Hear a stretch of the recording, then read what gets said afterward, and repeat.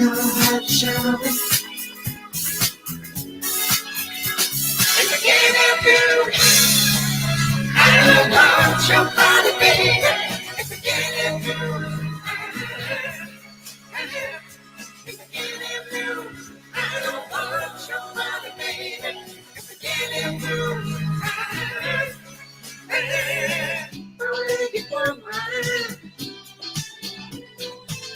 already woman, tell me.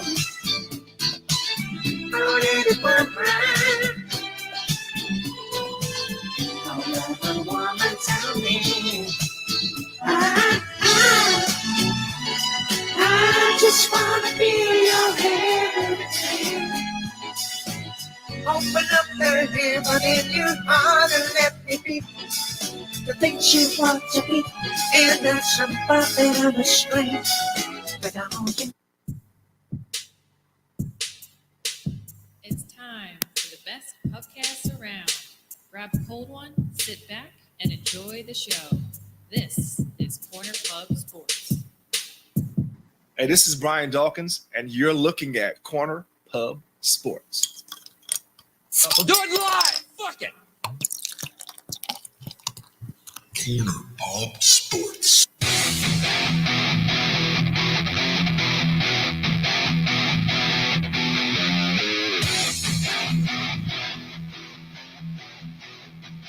Fuck with my yeah.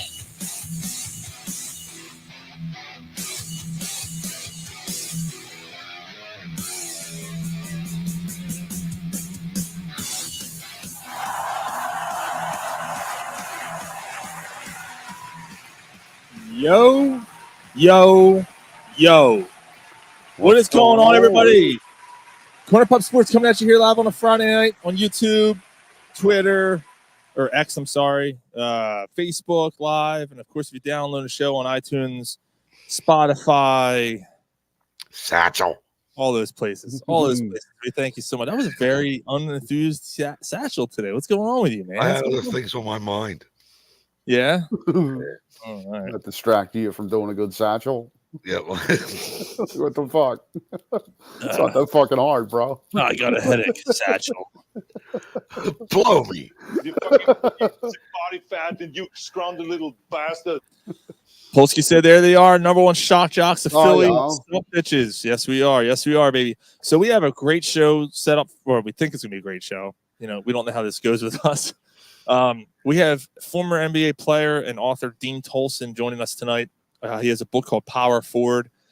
He's going to be talking to us about the book and about his path, because it's not as simple as, you know, one may think. He had a battle of illiteracy. I'm sorry, and What? Illiteracy. He had a battle illiteracy. And went back to school. Literally. Went back to school and got his master's, and it's crazy. It's a crazy story. Let me help you, motherfucker. So we're looking forward to having him on a little bit later tonight. About 15 minutes or so, he'll be joining us. English, motherfucker, do you? And we are going to have a packed show. Super Bowl. We're going to talk about Kellen Moore, because he joined the team right after we did the show on Friday last week. I changed my stance on him. The Carter Hart situation gets interesting, and we got a lot of Why You Were Drunk stories tonight. So we're looking forward to tonight. Let's get right at it, though, with the Sixers, because this was a big week. And of course, why do I do this? Why do I do this every week? I always forget the most important question of the week. What are we drinking? I got a good old fashioned black and tan, which is empty. I need another one, but you know. There you do. I got the good old Guinness. I got a ginger and Jameson going on. Oh, there you go. It's not a bad. Dave Langle, good evening, sir. Good evening. What's going on, man? What's up there, Dave? So, yeah, let's get at it. The Sixers did not have a great week. They did end a 4-game losing streak, but before that, they lost someone else a little bit. Yeah, I think he's pretty important to the team. I don't know what you guys think. A little bit. Yeah, Joel Embiid leaves the game a couple nights ago with a knee injury. He basically got against Golden State. A player was going after a loose ball and kind of fell backwards on his knee. the replay wasn't pretty, but they're saying it's a meniscus injury. The extent of the injury is not known yet. But the fact that he was even playing the game, a lot of people have an opinion about that. The West Coast trip looked like it was going to be just him just sitting out because he was dealing with soreness in that knee anyway. And now he plays in a game in the waning minutes of the game. He gets hurt, and now we don't know if we're going to have him back anytime soon, if at all. And obviously, people are upset because he was the clear-cut favorite to win MVP. That's out the window. He's going to miss too many games now. He's going to be ineligible.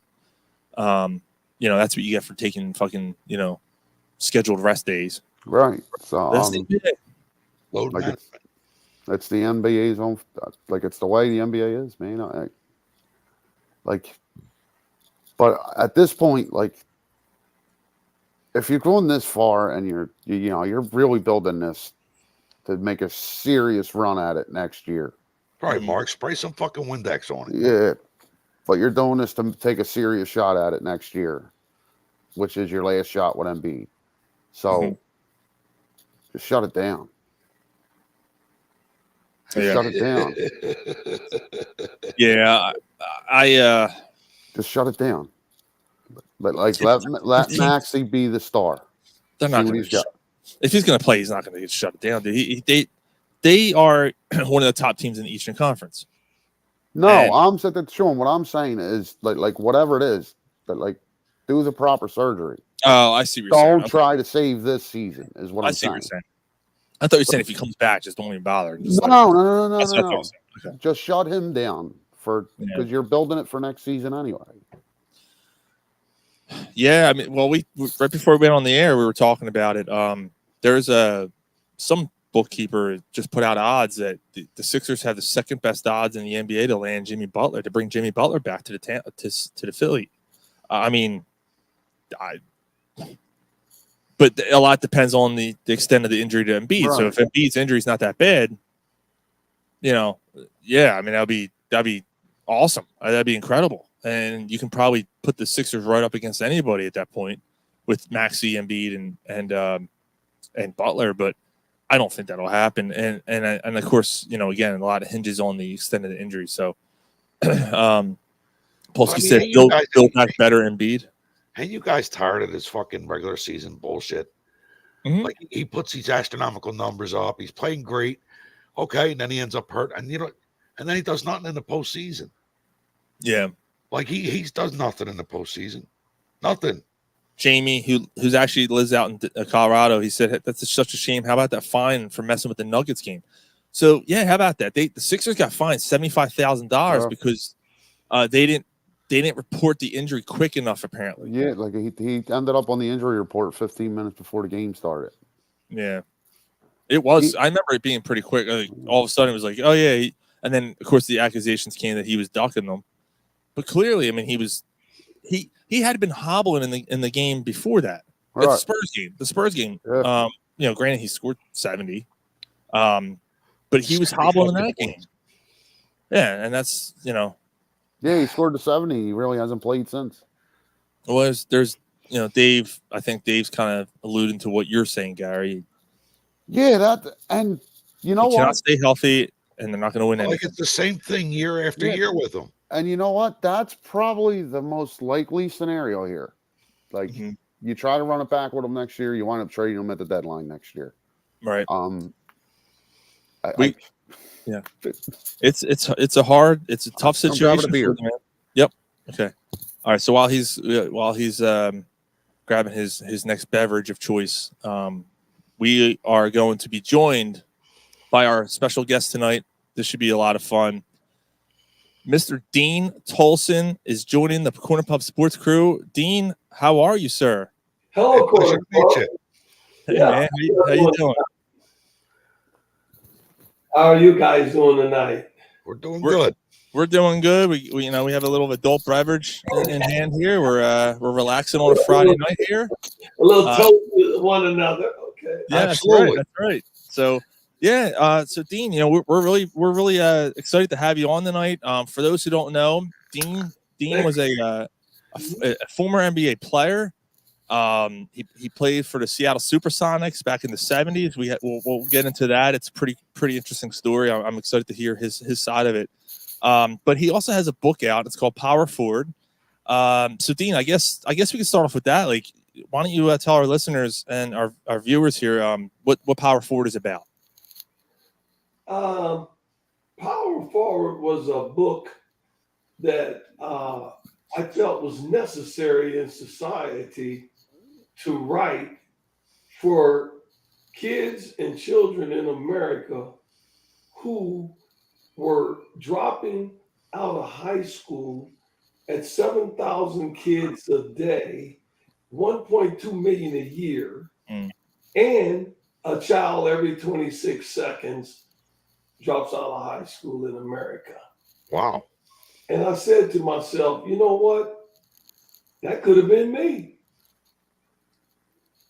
And I did. I basically quit while I was in school. And the only thing that kept me going was playing basketball and the dream of becoming an NBA player. So, and what, so like, I mean, I think I know the story. It's pretty wild. And we have a listener here who's going to love this part. You're a kid and your mom is a friend of a certain NBA legend. And he comes to your front door. Like, what happened there? What is the story behind you meeting Wilt Chamberlain? Wow.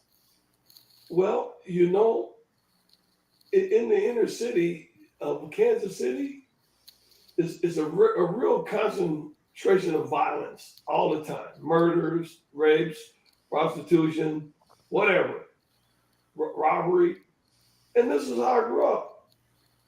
And so my mother,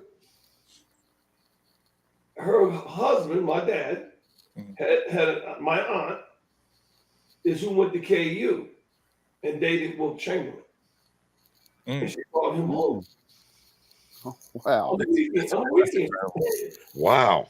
And we were like 5 years old. I was 5, and my oldest brother was 6. And this guy was so awesome. He would pick us up with both hands like that. He put me in one hand, my brother in the other hand, and he waved in the air like that, right? In the small of our back. And then he set us down on the floor. We run off and then come back and do it again. And oh man, that's awesome. So he was toying with us like rag dolls. Like, just imagine the size of his hand. I mean, wow, awesome figure I had ever seen. And so my dream became, I want to play in the NBA. You know, I want to play in college. I want to play in the Final Four. I want to play in the NBA. I want to win an NBA championship. And the dream came true, and I ended up playing for Bill Russell. So before you get drafted, I mean, you're kind of going through. I'm assuming after that, you know, you meet Wilt Chamberlain. You're like, all right, this is what I want to do, and you're playing ball and you know, middle school, high school. But before you even get to that point, like, basically basketball was the priority, right? Like, education became second nature, right? That was my dream. Yeah. So, but unfortunately, you kind of suffered because your education took a back seat, right? It had no seat at all. It wasn't even in the equation. It was like non-existence. School was a playground. Yeah. I went to school to goof off, skip school, skip classes, get in fist fights, steal candy bars out of the candy store. Yeah. You guys got to realize we talking 1956, 57. I'm 72 years old. Oh man, aren't you? I don't think you were. Man, look at you. You're in good shape, man. You still look like you're in good shape. You probably take Ryan on in 101, I think. Oh yeah, I beat most of them still. Without hesitation. Well, all I'm gonna do is take you down low. Yeah. Well, I mean, you are 6'9". It'll be kind of tough to, you know. I'm saying, just take it down low and score on you, and you don't get the ball. Yeah. So I mean, you get through school, and then you get into Arkansas, which I see you repping the shirt today. Oh yeah. And you, for life. and you had other people basically like taking your tests and stuff for you. Well, the coach had them take my test. Oh, okay. Yeah, I ain't have them do nothing. I just play ball, yo. It's basketball or bust. My job was to score 30 points a game and 20 rebounds a game in Arkansas and break all the records that I still hold today. Yep. That's my job. Nice. You were considered like a speedster. Right? Bobby Portis don't hold him. You talking to him? Oh, okay. Yeah. That's awesome. That's Who incredible. was the coach with Arkansas when you played? Who was the what? The coach. Coach. Oh, that was Lanny Van Eman and Gene Cady and Jim Rogers. Okay. And you were like, I guess, in your playing days, you were. What would you consider yourself? Were you like more of a speedster, slasher type of player? Were you, a pounder inside? Like, what would you consider yourself? Would you like to hear the scouting report? Sure, absolutely, yeah. Okay. Stop Dean Tolson, and you'll beat Arkansas. Wow, that's about as point blank as you can get. I averaged 22.5 rebounds a game and 22.5 points a game and 13.5 rebounds a game. It's incredible. That's awesome. Monster numbers. In college. Yeah, in college. Yeah. Those are great numbers. Yeah. So then you your first round or second round pick right now. Yeah, so then you get drafted by Bill Russell with Seattle. Mm-hmm. What was going through your mind? You get picked and your dreams coming true and what were you thinking at that point? Well, I averaged more rebounds and more points than anybody he drafted that year. And Tom Burleson, North Carolina State champion, Final Four champion, was the first pick. But he chose to bench me for 3 years in a row, and I didn't get to play. Yeah. I don't. From what I gathered, it didn't sound like you and Mr. Russell were on the same page much. Because he kind of went against the way you played ball, right? I mean, Well, I was 20 years ahead of my time. I played like Kobe Bryant. Wow. And I was doing nothing but getting better every day that I played, and they benched me and benched me and benched me. And you hold the is that still the record? You're the quickest to score 7. You're the only player to score 7 baskets in 60 minutes. 60 seconds. I scored 12 points in 1 minute. No NBA player in the history of the game has scored 14 points in 60 seconds. That's awesome. That's awesome. That's insane. But Russell Bill Russell kind of took that away from you, right? Because he kind of wanted you to slow the pace down. But I'm going to give you something more even impactful than that. That was the first NBA game I ever played in. Oh, wow. Oh my God. Wow. That's a way to make an impression. We got one of our listeners here is calling you the Dean Machine. Is that can't score as fast as me? Is that a first Dean Machine? Did anyone ever call you that? Yeah, they call me all sorts of things. All right, yeah, I wasn't sure if you. Yeah. I played internationally for 12 years all over the world. Mm-hmm. Okay, played 4 years in the NBA, 12 years overseas, retired at 38 and went back to college. Mm-hmm. My mission here is to tell these kids about how important this education is in their little lives. That's my mission. These kids nowadays are thick-headed, Dean. To go from illiteracy to a master's degree at a Division I university and graduate magna cum laude in my master's program. It's never been done by any professional athlete in the history of this country. It's pretty remarkable. How did you discover, like, what happened when you discovered that, hey, we have a problem here. You might be illiterate. Like, how did that come about? Well, I flunked the 5th grade twice. Okay. And they were going to flunk me 3 times. And my mother intervened and came up there and says, no, he is the tallest kid in his class. And you're not going to keep flunking him and making him look like Lurch in the Herman Munster. You're going to pass. Yeah. You're going to pass this guy.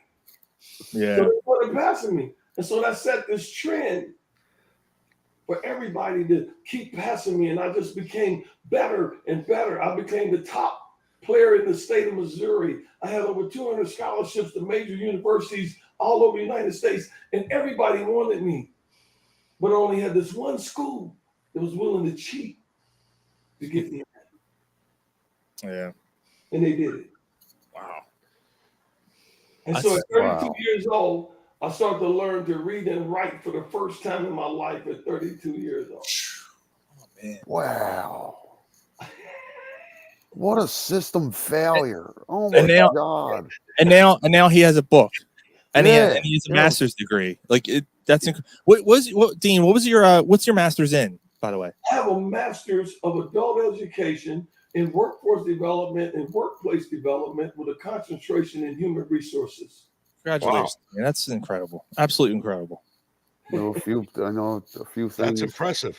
And I had a 3.9, and they inducted me into the National Hall of Fame Honor Society in Chicago, Illinois. That's fantastic. First professional athlete of any sport in this country to ever pull it off. That's absolutely amazing. That's incredible. So I'm so proud. I want to share it with all the kids out there. You should be proud of that. That's quite an accomplishment. All the kids need to know. So you get your master's. Kids these days are thick-headed. They're not going to listen. And they don't listen. That's what wrong with me. I didn't listen. They don't listen. It took me till I was 32 years old to start listening. Mm-hmm. Well, how many of them going to get that opportunity to go back like I did? It ain't going to happen. They're going to become your robbers, your murderers, your rapists, your thieves, your whoever. Your cemeteries, right? Institutions. Absolutely.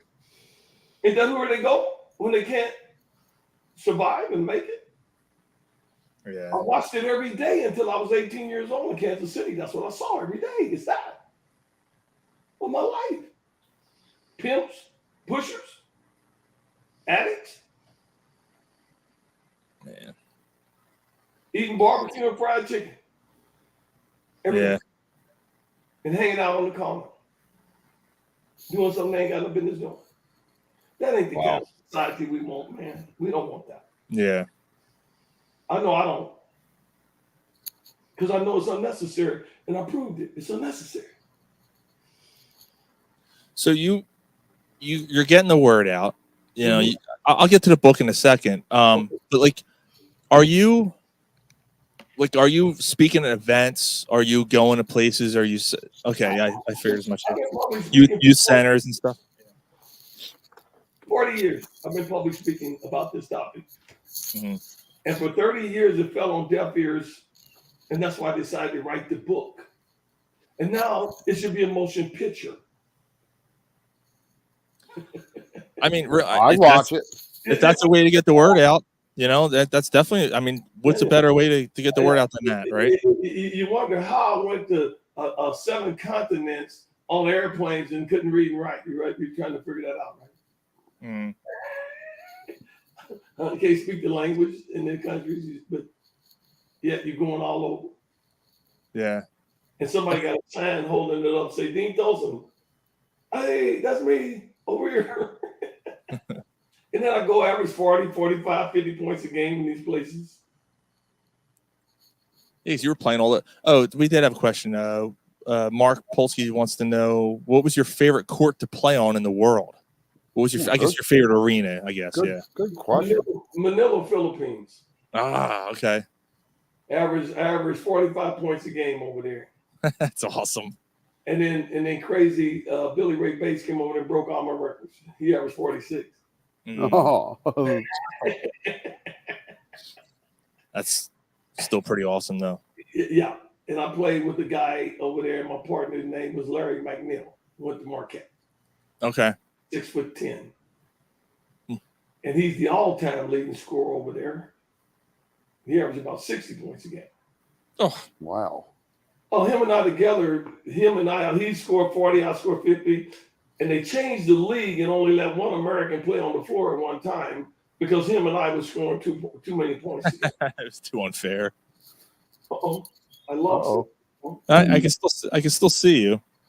What, I've touched something on my keyboard. Oh, all right.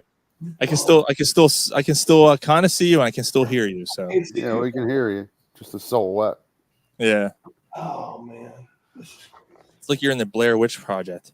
You can see a nose with a bubble coming out. That's my keyboard. Dadgummit. And now I'm still illiterate. See, I don't know what to hit to get you to come back. Oh man. I can still hear you though, Dean. So that's not the worst. Yeah, we can still hear you. It's okay. I'd rather see you got audio. Yeah, I can see something, right? Can't you see that in the background there? Yeah, I see his hat. Yeah, it looks Is like that a what hat. it is? Yeah. Okay, y'all go ahead. I'll talk. Okay, all right. So you decide to write the book, like you said, that it was falling on deaf ears, and you write the book, and I got to ask you because I'll get to something in a second, but like, okay. you know, what's this process been for you? Like, what's it been like for you to write the book, and like, you know, do you consider, was it extremely difficult for you? Was it easy because it was coming from the heart? Like, how would you describe your experience doing it? The book is the hardest thing that I have ever accomplished in my life. That includes going back to school, playing basketball in the NBA, playing in college, traveling overseas. It is the most difficult task that I have ever taken on. Do not write a book. Yeah, unfortunately, I'm rounding third base right now on my draft. I have a book in the work, so that's why he thinks he's all Ron Hubbard over here. I got a little secret. There we go. You can see again, Dean. We're good. Oh, welcome back. Hey, I got a little tip for you for your book. If you don't feel in your heart that it's a number one winner, then don't try to make somebody else think that it'll win. Right. Okay. You have to believe your story that much. And I believe, just like I'm talking to you guys right now, I've convinced you so far that you believe in my story, right? Yep, absolutely. Okay. Well, whenever you write a book, you better do that for yourself. 100%. You'll lose. Yeah. So far, I'm happy with what I've done so far. So I'm the only one to know. Yep, absolutely. We have a question here. What my story will do if I can get it to the people. And that's why I'm talking to you guys tonight, to help me get the story to the people. 100%. We're gonna, we've been promoting it during the week, and we'll continue to promote it for you after when the show posts and after that for sure, man. Because it's a great message. It's great to talk to someone who has their heart in a place that is beneficial to society, and in this case, that is 100% the case. Help others. That's who I am. My whole life, I always try to help a little kid that want to do something or go somewhere or be a ball player or go to school. It doesn't matter what he want to do. I want to help him. Yeah. Or her. They're not. Let's just don't do gender. Let's do everybody. Girls and boys, right? They all need education. 100%. It's probably the most important thing you can do for yourself, right? In your life. Yep. Present, past, and future thing you can do in your life to be successful is education. You never lose with that. Yeah, you're not gonna. Yeah, getting an education can never be considered a waste of time. Right. No. You can never fail. Yeah. You never fail because all you can do is gain. Yeah, you're not gonna get dumber from learning. I didn't know myself till I was 32 years old. Yeah. And then I learned and found out that I can learn. I can't get my head around the whole, like, you made it that far. Yeah, like that's amazing. Like you made it that far through high school, college, middle school, elementary, and then Wow, that's just incredible. It's an incredible story. The whole system. It took me 15 years to get my undergraduate and master's. Hey, but you did it. Yeah, you did it, and that's you didn't give up. Well, the first 4 years was fun. Okay. 18, 21, oh man, I just rolled around campus chasing little girls and smoking bud and just having fun. Just playing ball, getting high, and chasing tat. Yeah. Going to shindigs and stuff all night. Hang out with the hippies. Yeah. Sex, drugs, and rock and roll. Man, oh man. It's all about Fun. hitting that blunt, and that chasing that patch of hair. And then when I went back at 32 years old, yeah, every night. Oh man, we have a question here from one of our listeners. This is actually the guy we were telling you about. He's a huge Wilt Chamberlain fan. I'm glad he asked the question because you got to meet the guy. And what's the question? So he said, "What are your thoughts on Wilt Chamberlain? Do you think he was the most dominant player in his era? My personal opinion is that he was the best player ever."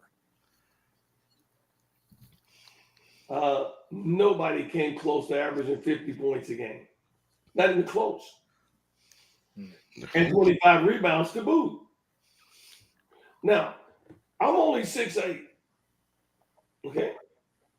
So my attitude of watching Wilt Chamberlain and Bill Russell was, I can get 30 points and 20 rebounds a game too. Mm-hmm. So I did. I got 30 points a game and 20 rebounds a game my senior year in high school. And then my first year at Arkansas, I got 30 points a game and 20 rebounds a game as a freshman at Arkansas. Mm-hmm. And then I fell to meningitis in my back from a bus accident and mosquito bites. And my average fell to 22 and 13 instead of 30 and 20. Because I played for 3 years with meningitis in my back and was passing out every game. And so all of those other players could not even come close to what I did. And I still set the records with meningitis in my back for 3 years at Arkansas. Man. Because I was averaging 30 and 20 before I went down. So if you against Robert Parrish, I don't care who they were. Yeah. Marvin Barnes. Man, They couldn't stop me. I was gonna say, that's right. Because Robert Parrish is in that era. I was 6'9", 180 pounds, and they thought they would swing me around and abuse me under the basket and just do whatever they want to do. And then when the game is over, who is that skinny son of a... You find out by the end of the game who he is. I think your game, like the way you described it and stuff, like the way you played, probably would have transpired pretty well to today's game of basketball. Oh my God! Look, I was in a slam dunk contest in the first one. You were in the very first one, right? Yeah. Yeah. And I was taking off from the free throw line with 1 or 2 steps. Okay. And I mean, flushing it on anybody. And I was just waiting for Bill Russell to play me. And he never played me. I averaged a point a minute in the NBA. That's crazy. If I average 20, if I get 20 minutes, I score 20 points in the NBA. I get 15 minutes, it's 15 points. 10 minutes, 10 points. 2 minutes, 2 points. And I would win game after game for the Sonics off the bench. Coming off the bench, cold. I'm ice cold. Yeah. Third, fourth quarter. I never got in one NBA game in the first or second quarter except for one game. That was against the Portland Trail Blazers and Bill Walton and Maurice Lucas. We were down 37 at the half. And Bill Russell came in the locker room and says, y'all don't like Seattle no more, huh? Y'all must want a new home, right? And he says, Dean, you're starting second half. I went in and I hit 19 points in 18 minutes. We lost the game by 7. Oh man, That's we wild. our co-host Mike was late joining the party here. Hey, How you doing, Dean? sir? Good. Mike. I've been sitting back in the background listening for a good 5-10 minutes. So I'm pretty well caught up. But welcome to the show. You It got a sounds. question for me, huh? What's that? You got a question for me? I do have a question for you. I don't know if I should ask now, but Yeah, go ahead, go for it, man. yeah. So my question is, so you talked about, not being literate during your basketball career, and obviously, persevering and whatnot. But do you think that your career would have been different, or that you would have been better had you been literate during your basketball career in the NBA and overseas? I definitely think education would have played a massive role in my entire career had I been educated. But here's what you must understand, Mike. My mother had an 8th grade education and my dad had a 3rd grade education. Yeah. Okay. So that's where I came from. Sure.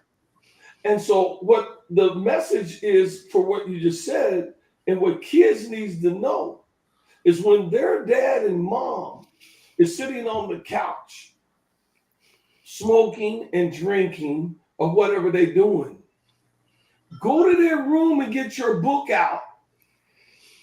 That's what I didn't do. Yeah. Okay. And that would have made the difference that you speak of in my life. Sure.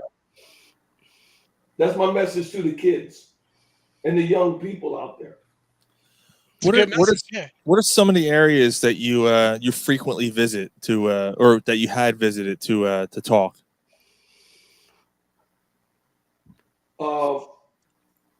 To speak. Yes. I've spoke to major universities, Division I schools. I spoke to high schools and middle schools, and I even like the little ones in the elementary school. And they listen better than the older ones. Yeah. And they come up to me and they come to me like a magnet, and they draw to me, and they just ready to do whatever I ask them to do. Mm-hmm. That's awesome. I'm going to study my lesson, Mr. Tolson. I'm going to get my degree like you one day. And then my heart just gets about that they understand this at such a young age. Sean and I have elementary school and kids. 20 years later, they come back to me and they tell me they're a doctor and they're a teacher and they're an executive and they're a lawyer. Because I've been doing this for 40 years. Since 1988, since the day I graduated, I've been talking to these kids. Yeah. And now I couldn't reach enough of them, so I wrote the book. Now I want the movie so they can see it for themselves. And the book came out what at October, right? October, right? Yeah. 2023. So, Dean, in the movie, what actor would you pick to play you? Good question. Somebody got to know the business, and the only actor I know that know that business like that would be somebody like Rick Fox of the Los Angeles Lakers. He's my height, he's my size. He's been in the movie theaters for years, and he understands that business, and he could probably play me to a T. Yeah, Rick Fox. All We right. need a good-looking one that's married to Vanessa Williams. Yeah, I'm just wondering if that has something to do with it too. I was trying to think he was married to. Yeah, I knew he was married to somebody. Williams, yes. And so anytime you got Bill Russell and Wilt Chamberlain in your life, I mean, hey, those are the two guys that revolutionized the game, right? Mm-hmm. Yep. I had both of them in my life. That's phenomenal. Yeah, I mean, some of the comparisons, right? Those two guys made it what it is today.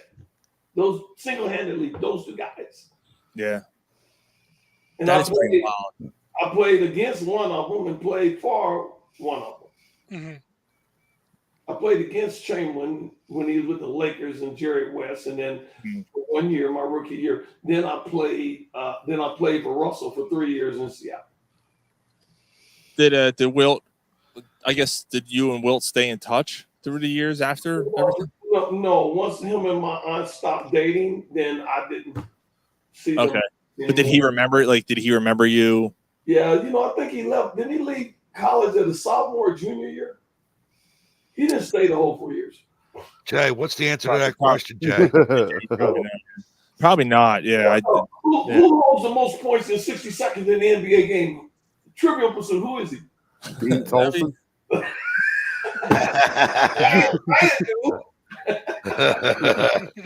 He knew it. Yeah.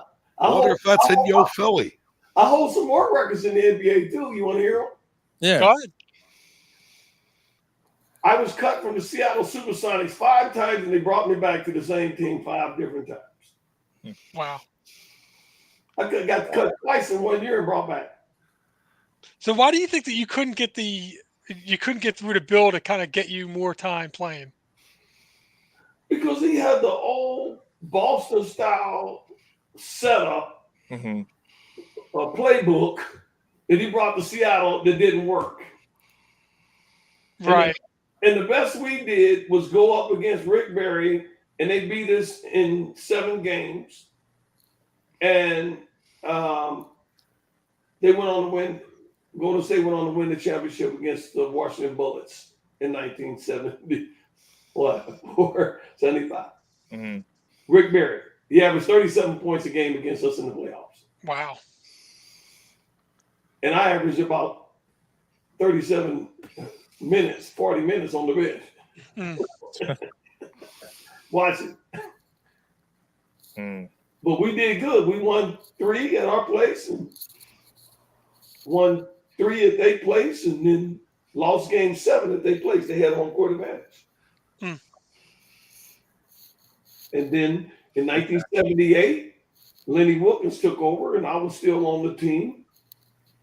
And they went all the way to the championship and lost. He replaced me for Wally Walker in 1978-79, and the Sonics won the championship in 78-79. That would have been my ring.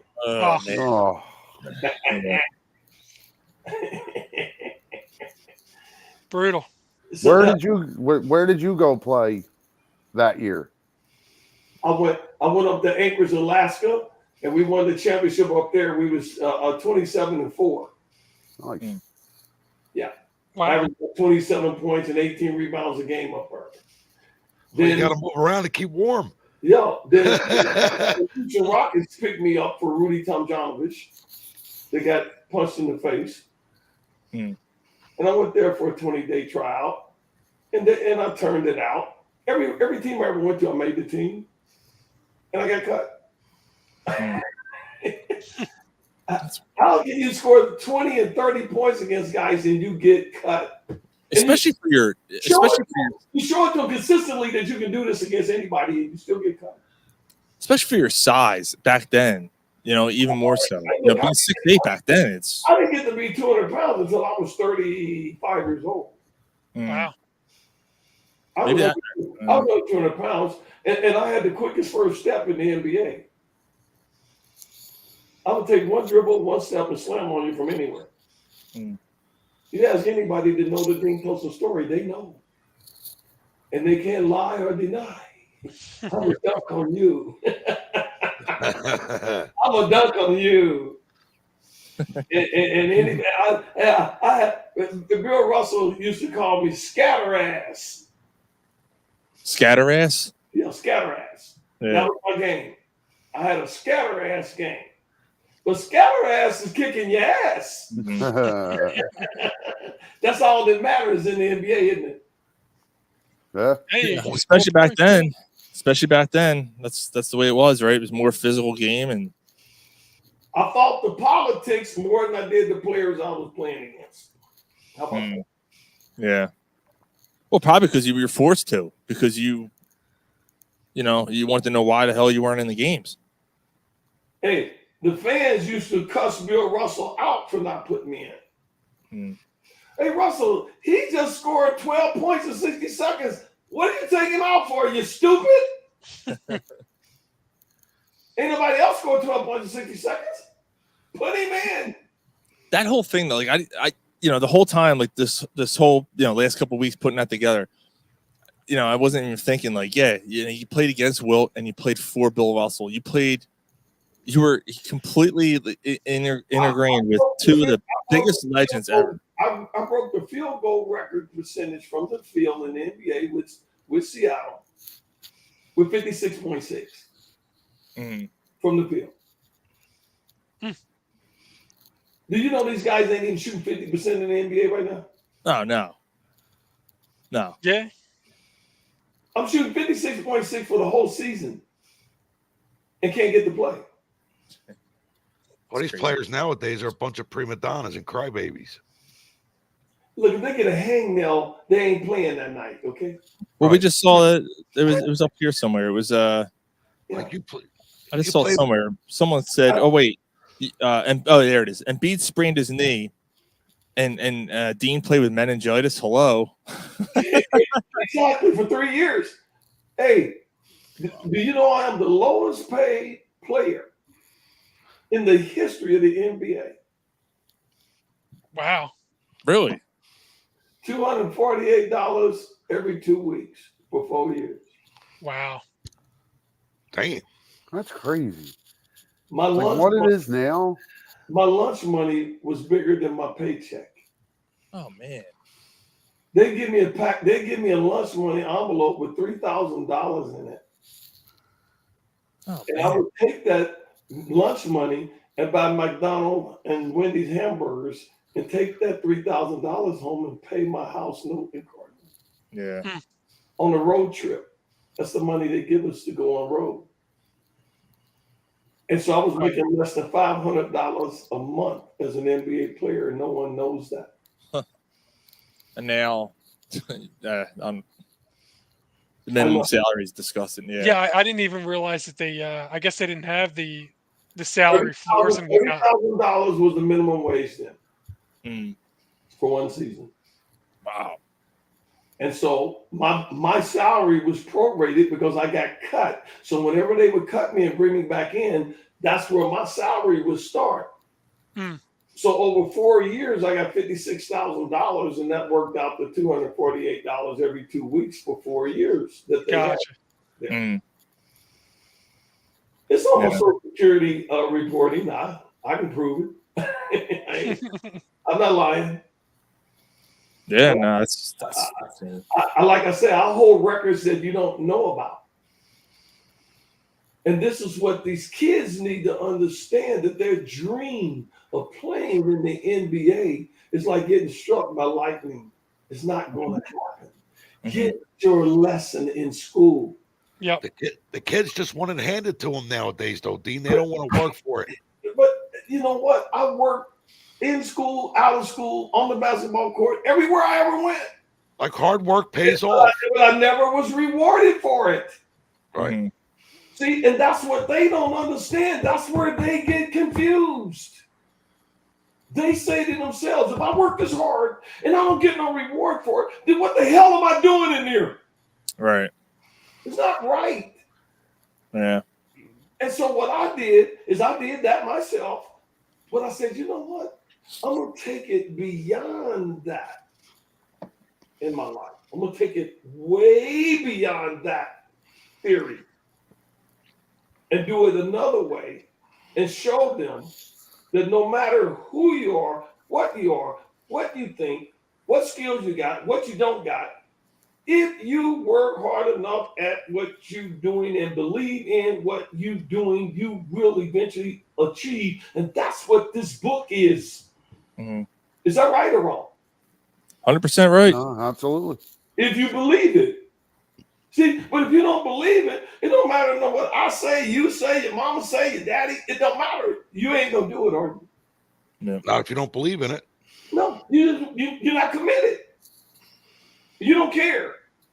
Or you think nobody love you. Or you think this or you think that. And it's not that. It's you. Mhm. When I found out it was me, then I found me. Mhm. I made 5 vows when I went back to Arkansas. Never ever skip a class. That's number one. Number two, don't ever sit in the back of the room. Sit up in front of the class and listen to the teacher and take notes and raise your hand if you don't understand and participate. Mhm. Number three, do your assignment every single night and keep up with your chapters, reading every night that you're supposed to do it. Don't go to football, basketball games and don't do your lesson and do cramming and catching up and all that. You're going to make a bad grade. Mhm. Number four, don't ever skip a class for no reason. If you're sick, you got the flu, still show up. Go there. Give everybody the cold. Yeah, everybody catches the cold. Go ahead. And the fifth and final vow I made, never, ever leave that university until you got that sheepskin in your hand and you are holding it high. And you're showing the whole world, I did it. Mhm. And I'm proud. And I want others to be proud as well if they work as hard as I did to get their education and their diploma. Yep. And now you can go out here in life and be who you want to be. Ain't got to ask nobody for nothing, beg, borrow, or steal. Yep. Somebody will give you a position and a job to survive without doing something illegal to do it. I don't have a jaywalking ticket in my life. Mhm. Nothing on record. 33% of all black men have a felony. Jeez. Wow. It's a tragedy. And my mother beat that butt. You ain't gonna get one. You're gonna come in here every night and not run the streets. You coming home. Man. And then she had to put us in an orphan home for 5 years. 300 kids. Wow. 150 boys, 150 girls. And all they did is lie, cheat, skip school, not study, run around on the streets, and get in trouble. And I decided to pick my basketball up and not follow them. What they doing wrong. My mom told me, don't do nothing wrong.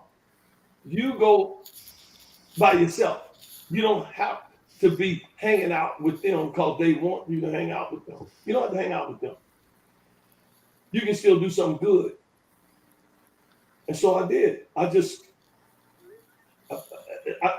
shoot the ball until the street lights go out. Until I got in the NBA. Or until you saw the headlights on the front of the house go on. It's time for dinner, right? I gotta pass it, Ball Jones. I gotta pass it, Ball Jones. I just like to see that ball make them nets jump, man. Yeah. That ball make them nets just jump all night long. It was my dream, and it finally came true. Now my dream is to write this book and reach these kids, and so they can do the same thing I did and graduate and make a difference. And maybe this society that we live in will not continue going the wrong way in the direction that we're headed. Mm-hmm. Hopefully. Well, Dean, where can our listeners and viewers find Power Forward? Where can they buy it? Where can they? I'm sorry, I cut you off. I'm sorry. What was that again? DeanTolson.com. Okay. That's my website. And everything that we kind of talked about education on here today and advising you, I'm not telling you. I'm only advising you what you should think about in your life and consider doing for yourself. See, kids need to know this is for themselves. This ain't for nobody. This ain't for your peers and who you're growing up with and your mother and father. This is for you and your life, because nobody is going to hold your hand for 80 or 90 years until it's over?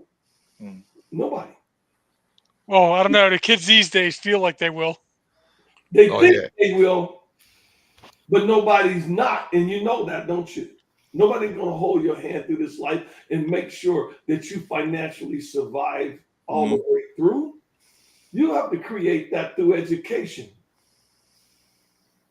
People pay you for what you know, not for what you think you know. And what you know is written on that degree somewhere. Dean, my my life, I think, changed for the better, man. I went, I was doing okay. I mean, I was stable. I had, a stable job and all, but I didn't love what I was doing. I went back to school, man, and I got my degree. I finished in 2017 summa cum laude, and and things have been better, since. So. Educated? I'm sorry. No. So my mom was a high school. Okay. No, my mom was a high school dropout, and my dad finished high school, but neither of them went to college. Really, college degrees, nobody. No, they didn't have. I was the first one. So beauty school dropout. Yeah. What do you say, Gary? He said beauty school dropout. He's messing around. I'm interested in what made you turn that corner for yourself. What was it? So I did. When I got off high school, I was just working. I just went right to work, and that's what I did. I was a blue collar worker, and then I did go back.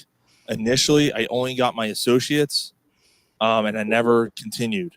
Okay. And my wife is a college professor, and I had an opportunity where she's like, "Hey, we have a chance that you can go and get that bachelor's degree if you want." And I took the chance. I said, why not? My son was just born, so it wasn't easy. I mean, we have an infant at home, a baby at home, but I was able to do it, and I knocked it out. I knocked it out in 2 years. I got my 2-year degree in 2 years while working full time. And you said you didn't never go back and get the 4-year degree. Never did. No, you didn't. Okay. Nope. I was the first one. I was the first one in my family to do it. So. Okay. Did they have any degree? No. Mm-mm. Nobody else in the family? Nope. My aunt, nursing school, but in my immediate family, no. My immediate family, I was the only one. Yeah. In my family, we got 3 masters and a doctorate degree out of my siblings. Out of 5 kids. 3 of them got a master's and 1 with a doctorate. My sister got a doctorate. And my mom never paid 1 dime in tuition for any of us. Okay. And you guys got scholarships. Excuse me? You guys got scholarships? Yeah, my athletic scholarships. That's how put themselves in basketball. That's how they put themselves to school on athletic basketball scholarships. Yes. Right. And so I'm very proud that out of 4 kids and no daddy, we were able to have 3 masters and a doctorate. That's absolutely amazing. Absolutely amazing, Dean. That's And my sister, I'm so proud of her. She's the first one that got a doctorate in the entire history of our family. Wow. Where did she go? Where did she end up going? University of Hawaii. Oh, wow. Yeah, that's awesome. She's got an undergraduate, 2 masters, and a doctorate. Wow. That's and great. She graduated summa cum laude in the doctorate program. That's amazing. Straight A, never made a B. Wow. That's fantastic. When she started talking to me about nano statistics, I passed out because I struggle with master's level statistics, doctorate level statistics. It didn't make any sense at all. Yeah, oh man. If you understand anything about nano statistics. Yes, that statistics weren't exactly my thing, so I wouldn't. Mike might have a better idea than I would, but yeah, I mean, I'm the numbers guy, but I'm not. When you get into master level statistics and whatnot, I'm sure that it'll be over my head. It's over your head? Maybe, yeah, it probably would. I mean, I would. Okay. I'd need to, brush up on some stuff. Well, Mike, you know what I learned about education and learning? that you can condition the mind and learn anything that you choose and want to learn in life. Did you know that? Yeah, I could believe that. Well, here I'm going to prove it. I never had a math class in my entire life. Algebra, trigonometry, geometry, chemistry, statistics, finite math. Not one math class have I ever had and passed in my life. And when I got to my master's program, it was the very last class I took in my master's degree. And that's where I got the magna cum laude. I got a B instead of an A.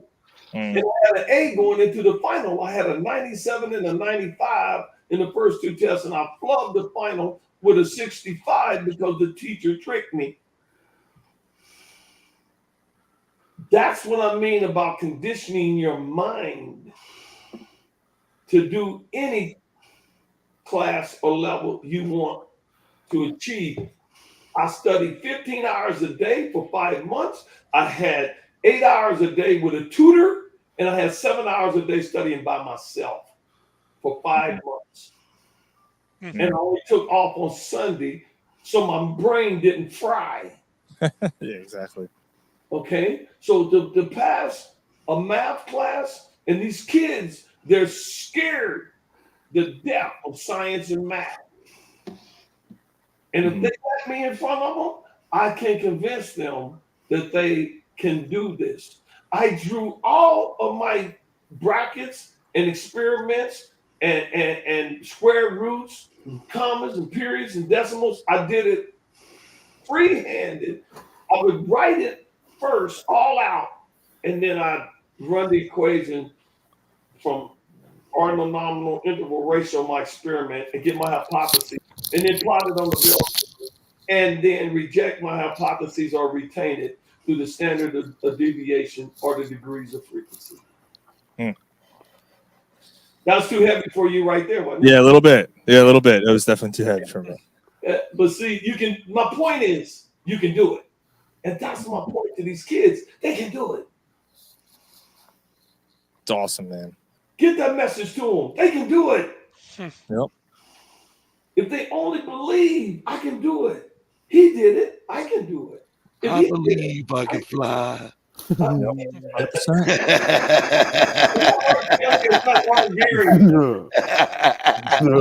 Is that Art Gary? Absolutely. That was Gary, yeah. Gary. Well, you know what, guys? Yeah, I've had a lot of fun talking to you guys. Dean, we had a blast talking to you, man. This was awesome, man. Great Your story. story was absolutely incredible. We're gonna continue to push your book for you. And again, one more time for the listeners. Again, your book. There it is. Hey, do not go to that site and check it out, man. Check it out. Will do. Thank you very much, Dean. Yeah, thanks so much, Dean. I want to let you know in the last 72 hours, I've been endorsed and partnered with a Fortune 500 company. Somebody finally saw it. Yes. That's awesome. And made sense out of this to help the people. Dude. Oh, That's wow. awesome. That's incredible. Congratulations. That's great, That's great. That's Great incredible. stuff. They're going to help me help a lot of people, man. That's incredible, man. Absolutely. Let me help you help you. Yeah, look, hey, I have a brochure here that I made up, and here it is right here. What does it say at the top? I'll zoom in here. Hold on a second. There we go. Join me helping them. There it is. Love it. And then what does it say down at the bottom? Power forward. Oh, yeah, we can't read that. We can't. It's hard to see. Yeah. Yeah, it's a little too. America Yeah, I'm like at an eye exam. By investing in them, we're not only investing in our future, we're investing in our country's future workforce. There you go. Correct. Yeah. 100%. That's what we're doing tonight together. We're helping them See, we already been helped. We know where we're at, right? Yes. Yeah. Now, what about them? That's the only reason I'm having the podcast with you tonight is because of them. I'm already spoken for. Well, honestly, kids should probably stay away from our show. Well, with the parents of those kids. I know he's kidding. Yeah. Ryan's a jokester, I can tell. Yeah, a little bit. We're brothers. Yeah, they're brothers too, so that goes and tells you a lot. So. Yeah, seriously? Yeah. Two of them are brothers. Yeah. I see the resemblance now. Yeah, the gray. It's all the gray. Yeah, all the gray. Yeah. And Mike, who are you? Who are you, Mike? I'm just here. I'm the Make-A-Wish Foundation. They just let me hang out every once in a while. Mark said he was adopted. Mike said, "Be like Mike." Yeah. Yeah. Be like Mike. So, Sean, I thank you. Pleasure. Thank you, man. Thank you so much. Thanks, team. Hey, right on for Corner Pub Sports, man. Hey, Dean, by the way, you broke another record tonight. We've been doing the show. Next month will be 9 years we've been doing the show. Whoa. You are our first basketball player athlete we've ever had on the show. Yeah, that's amazing. I can't believe we've. I Yeah. got another record tonight. Yeah, you're breaking another record tonight. So yeah. Amazing. Yep. So see, I can tell that story. Yeah, I would lead off every interview from now on saying I was the first. You had an NBA player on this show. You kidding me? We've never. Jay had writers. explained who I am on the show. Yes. We've had writers. Jay said Mike is the glue that holds the show together. That's what he was. We've had NBA writers on our show. We've had several. Live video. But we've never had a basketball, an NBA player on our show before. Yep. Really? Well, will y'all send me a link of our podcast tonight where I can share it with people? Absolutely. Sure. Absolutely. When it posts, I'll shoot you the link. Absolutely. I'll email it to you. Enjoy this. Absolutely. Hey, Dean, before you go, can we get a brand ID? Oh, there you go. Can a what ID? So when we open our show house, Dean Tolson, you're listening to Corner Pub Sports. Like it sounds like this, right? Like, hey, this is Brian Dawkins, and you're looking at Corner Pub. So every show we start off with that. Would you mind doing one for us? Yeah, sure. All right. Whenever you're ready. Okay, I'm ready. Okay. Go for it. This is Dean Tolson, former Seattle Supersonics, and you're listening to Corner Pub Sports. Love it. Fantastic. Thank you, man. That's Thanks, awesome. Dean. Thanks, Dean. Thanks, Ryan. That was a good idea. Thank you. Thanks, Love you guys. All right, man. You take All care. right, Dean, take care, man. Good luck with the book, man. Good evening. Thank you. Yep. All right, you too. Thank you. Bye. Dean Tolson. That was awesome. That was cool, fun. man. That was cool. That was a good idea, Ryan. That's perfect. Yeah. Gotta get it. You know what I mean? That's awesome. Supersonic. That's great. Yeah, the Supersonics, man. How about that, right? Yeah, it doesn't even exist anymore. Nah, it's a shame, dude. They Seattle deserves a basketball team, man. Weren't they supposed to be coming back? They were supposed to, and then they kind of went away from it. And there's still rumors that they might still come back, but I don't know. Basketball is one of the only sports that's still 30 teams. A lot of other ones are 32. So I mean, yeah, there's no Seattle basketball team. Well, it was there the used to Seattle. be. It's the Oklahoma City Thunder. Yep. So if they were to come back and get another franchise, would they call it the Supersonics again? they could, yeah, Probably. Similar to what happened with the Cleveland Browns. And Okay, the so Cleveland Browns became the Baltimore Ravens, and then came back as the Cleveland Browns again. Who was the last And the high Hornets. star that the Supersonics had? The last big What's that? star. Kevin Durant. He had a 28. Was he on the Supersonics? Yeah.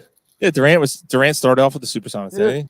Yeah, it was his first. I didn't realize that he was First 2 years. Yeah, it was still a Supersonics, but I didn't even realize before that was Tokyo Camp. Tokyo Camp. Absolutely. Yeah, Sean Kemp. And who's Gary another- Payton. Gary Payton. Gary Okay, Payton. Yep. Yeah, the glove.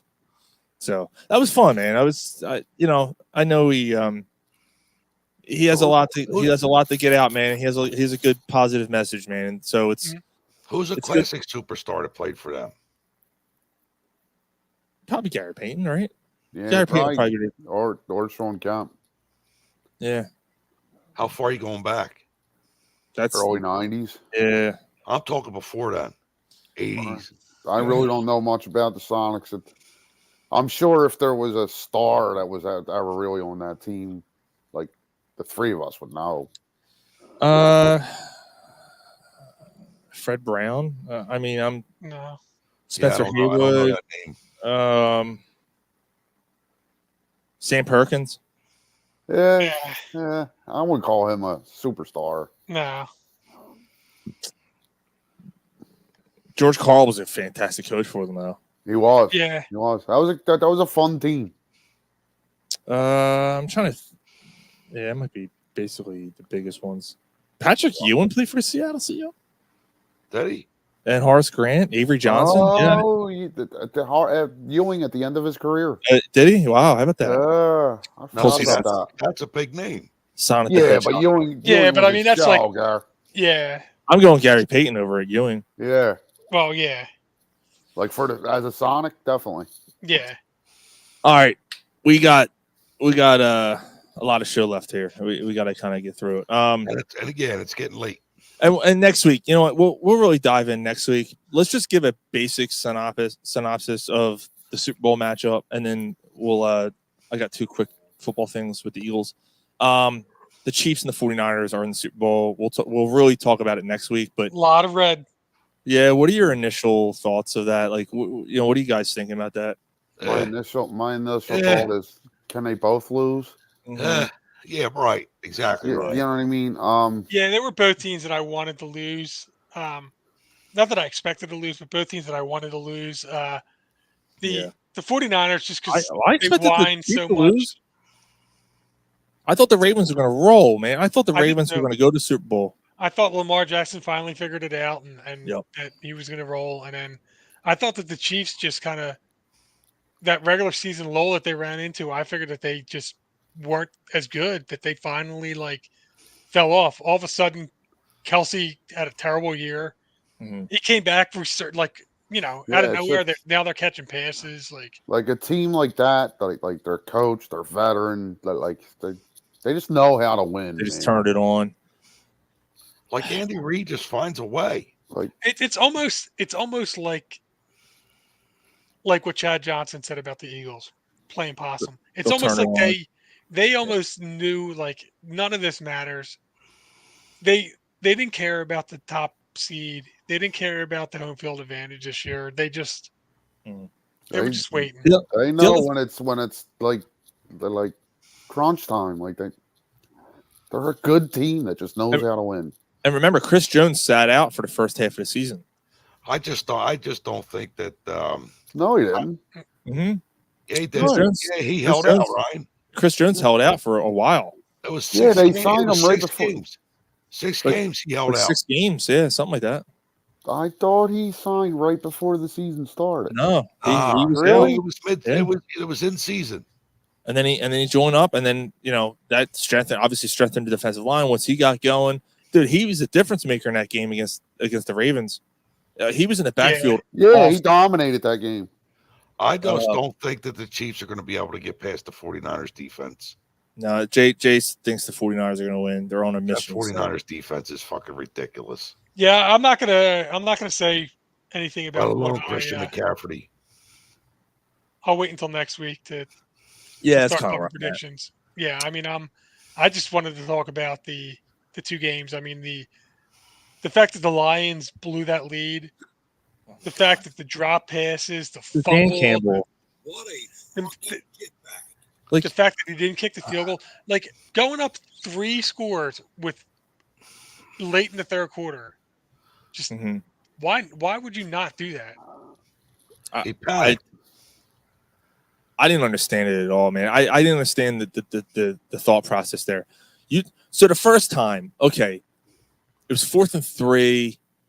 And I'm like, all right, he's being ultra aggressive. He's trying to put him away. But even at that, I'm like, man, you had a chance to go up 3 scores. 3 scores kind of close to puts them away.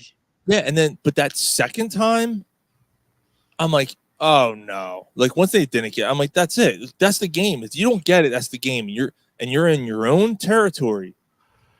Yeah. Or I'm sorry, 49ers territory, and you can't get points on the board. Give me points to be within striking distance. Then forget it. Like you don't deserve this, and they didn't deserve it. I'm sorry. Like they completely blew it. And now the funny thing is Dan Campbell, if the guy catches the pass, we're not second guessing him. Reynolds. Yeah, Reynolds. Yeah. 2 of them. He had 2 of them. Mm-hmm. Yeah. Now, I mean, I still thought it was a bad idea. In the text thread, Sean and I both said that we thought it was a dumb idea as he was doing it. So it doesn't take away from that. It just would have been he got lucky and it swept under the rug, or he looked like a genius if it worked. It's gone! Right. Like either way, like he left a lot of points on the field. Yeah. You're on the road. You get as many points as you can, man. Yeah. And now it'll be another 75 years before the Lions get there. That's coming. I'm thinking. I disagree. Yeah. That's a good young team, and they're coached well. For as much as Campbell's flaws in that game, he looks like a pretty damn good coach. Right. And that team's loaded with young talent. Mm-hmm. They are. Them and the Packers. Yep. Mm-hmm. Yeah. The Packers. They improved their defense a little bit. They're going to be tough again. Quick. Jordan Love. Yeah, they're going to be Love. Yeah, you don't your fantasy team anymore. Your team fucking. I'm drafting them next year. So speaking of the Eagles and Merrill Reese, we just played a second ago. After we went off the air last week. Oh shit, he died? No. After we went off the air last week, Kellen Moore became the Eagles offensive coordinator. Now, at first, I hated that. I hated the hire. And, Why? Given it because his lack of emphasis on the running game. Mm-hmm. And then look, I'm going back and I'm looking and I'm reading stuff about what he does. But he does a lot of fucking motion. Eagles haven't done the motion game on the offense. He's a fucking trigger happy, throw the ball long guy. But he will use the running game. He will use the running game. Yeah, like he's going to lean pass. He's going to. He's an ex-quarterback. He's going right. But Ezekiel Elliott also had his best years under Kellen Moore. So like he knows how to use a running back. Mm-hmm. Right. You know what I mean? Again, like I'm not like when I wasn't like, yeah. All right. Like I don't hate it. Right. All right. Yeah. I'm cool with it. Like they're gonna put points up. They're gonna score some points. Yeah, I mean the reason why he left or was I guess removed from Dallas is because he what was it that Michael McCarthy said? Something like, we're gonna put a ton of points on the board, but like he doesn't believe in the philosophy or something. Something like that. Like he doesn't. Like he wanted Kellen Moore to keep the defense off the field and use the running game, and he just wants to shoot for the stars. That's what McCarthy said. Yeah. Now here's the thing: when you look at the Eagles' offense, they had the team to be able to do that, right? Yeah, like absolutely. Like these. Oh, and the whole thing with AJ Brown and. Dude, getting traded. Oh my God! Shut up with this. God, I'm not even going to comment on that. He's not going anywhere. Like because the media wants to sell articles. They want to sell newspapers. They want a villain. That's what they do, and they are trying so hard to make AJ Brown the new TO. Right. And it's not going to happen because he's not that. He's like, AJ Brown came out and said, "Look, Jalen Hurts." He said, I understand this is the business. This is what happens in this business. He says, I'm here. I'm in the room. I got a phone in my room. My phone ain't ringing. Yeah. He's like, enough of this. Yeah. Yeah, Mike's right. Like they were doing that with Hurts too. Like, don't stop making villains out of these guys. Knock it off. No, like, sorry. People aren't going to click your articles if you're just Well, wait a minute. They were gotta saying tell they're you- going to trade your franchise quarterback. Yeah, I've Not seen a trade few him. things. I I've seen, didn't see trade him. I saw. No, I seen one article said something. Seattle can get back in front of the NFC if they make this trade for Jalen Right. Hurts. Get out of here. Fuck I- out of here. Yeah. You know, a local radio station has been posting nothing but negative articles recently. Like, enough with this. Yeah, your mom could get up off your knees if her husband makes this trade. Get out of here. Fuck out of here. So the thing is with Kellen Fucking Moore. animals. The thing with Kellen Moore is that this is the type of offense that Devontae Smith and AJ Brown can absolutely flourish. Even Absolutely. These guys can You know, put it's funny you say that when they're both coming off back-to-back 1,000-yard receiving season. and they can have a better season next year. yeah. They both stay healthy. If they're healthy, dude, they're both going to put up easily 1,200, 1,300 yards, both of them. Like, I don't know if that's ever been done. 1,300 yards for two receivers. Right, Kellen Moore's coming here like, yo, they got some weapons on that offense. It's going to be fun. He uses the motion in the backfield. The Eagles haven't done that. Yeah, That's since Sierra's been here.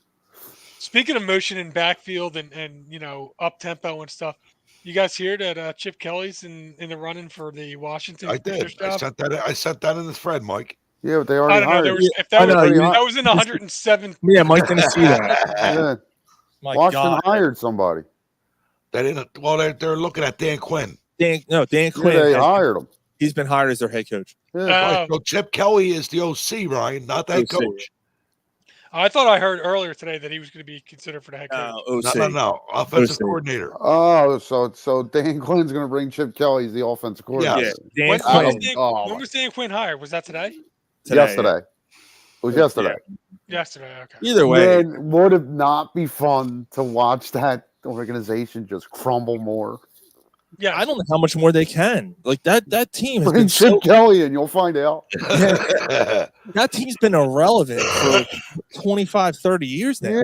Yeah. I think they've made the playoffs like 4 times in the last 25 years. Like, Yeah, well, what was it? The early '90s they went to a Super Bowl. They won a Super Bowl. like 1 year with Heath Schuler. Early 1991, they went to the Super Bowl. Yeah, Mark Rippon, right? Mark Rippon, Yeah. But they met once with like Heath Schuler as a quarterback, and then they had like Mark Brunell. I think they made the playoffs with when he was with the Washington 1 year. RG3's rookie year. RG3, yeah, that's right. Right, because that's when he Didn't got hurt. Jason Campbell take him to the playoffs? Maybe he did. Yeah, because he was there for a couple of years. They had a good defense for a couple of years there. Jason Campbell killed the Eagles. Champ Bailey, Yeah. and Taylor, Clinton Portis. Fred Yeah. Smoot. Fred Smoot. Daryl Green. Daryl Green. Daryl great. Green. Yeah, they have really good secondary. Fred Smoot there. And old Bruce Smith. Fuck that team. Man, I missed a good opportunity. Mark said motion in the back. Motion in the backfield. Giggity, giggity, giggity. Yeah. I was going to play something. I couldn't think of something there. Yeah, I didn't think about that. And how about the new defensive line coach that the Eagles got? Clint. Yo, that guy. You see the size of That that guy can still motherfucker? play. Yo, man, fucking being in a prison with that guy. Fuck, man. The guy coming right in your face and he just sits in there and delivers it. You're gonna end up like Edward Norton in American History X. You got a nice Okay. little man pussy, don't you? Yeah, that dude's got like shoulders. I don't know how that dude walks into the. If walks Jordan into it. Davis doesn't follow a diet regimen, this guy's going to stick his foot right in his fucking ass. Yeah, might. Yeah, I mean, I don't know if it's gonna get that serious, but yeah. You ever have a gal suggest that you need some attention paid to your butts holes? He looks like fucking grape ape. Grape ape. Grape ape.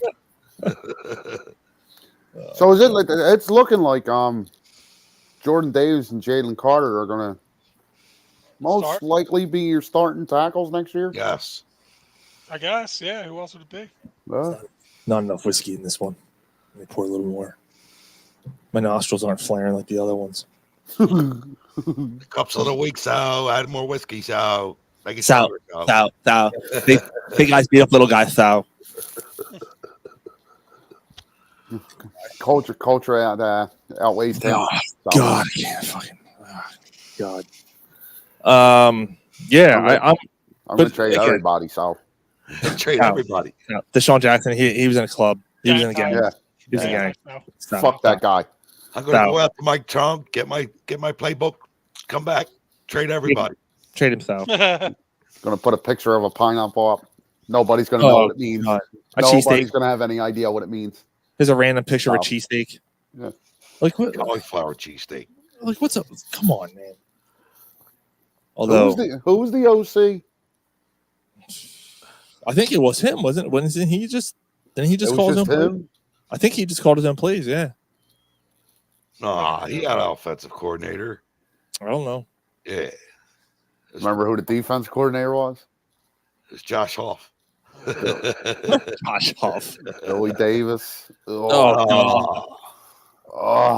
Dude, that makes my stomach. That whole era makes my stomach turn. I hated that fucking team, man. And I lost $50. Yeah, Sean was sure that they were going to win the Super Bowl. That first year. That first year. That hire. I hated they went 10-6. Yes. Stoli slave us. Didn't he look good though? The first year. I was impressed that first year. I'm like, in 3 years he's going to take it to the Super Bowl. I was a year off. I mean, it wasn't him. He left and then Peterson. But yeah. Yeah, that's all I got on the Eagles. You guys got anything else? No.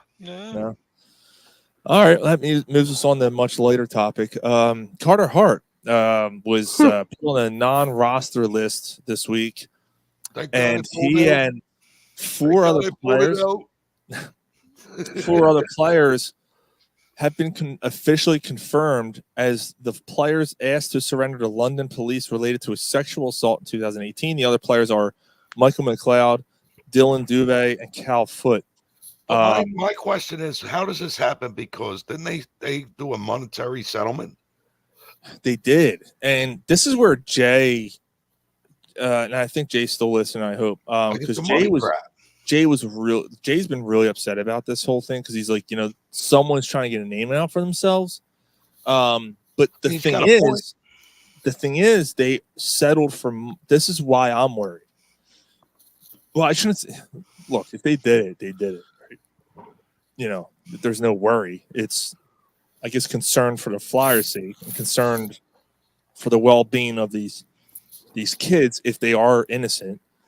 The fact that they did settle, and and they're still coming after them, and this isn't America, right? It's Canada, right? And things are different. It's London police, though. Right, it's London. Things are different, and statute of limitations, all that stuff, none of that stuff applies anymore. Like, it's all out the window. American rights are out the window. Everything's different. So it doesn't matter if you settled or not. This isn't a civil case.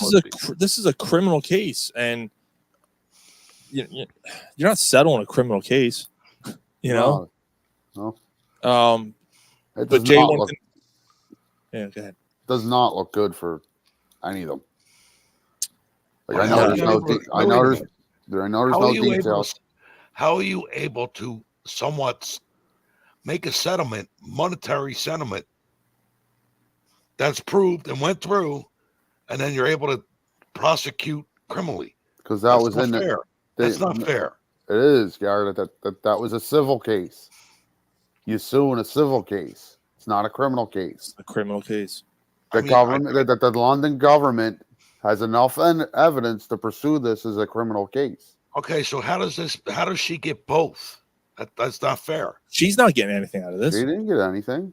Well, who's not out of it? She's the monetary court. She's not getting anything out of this. She got money out of the civil case. Right.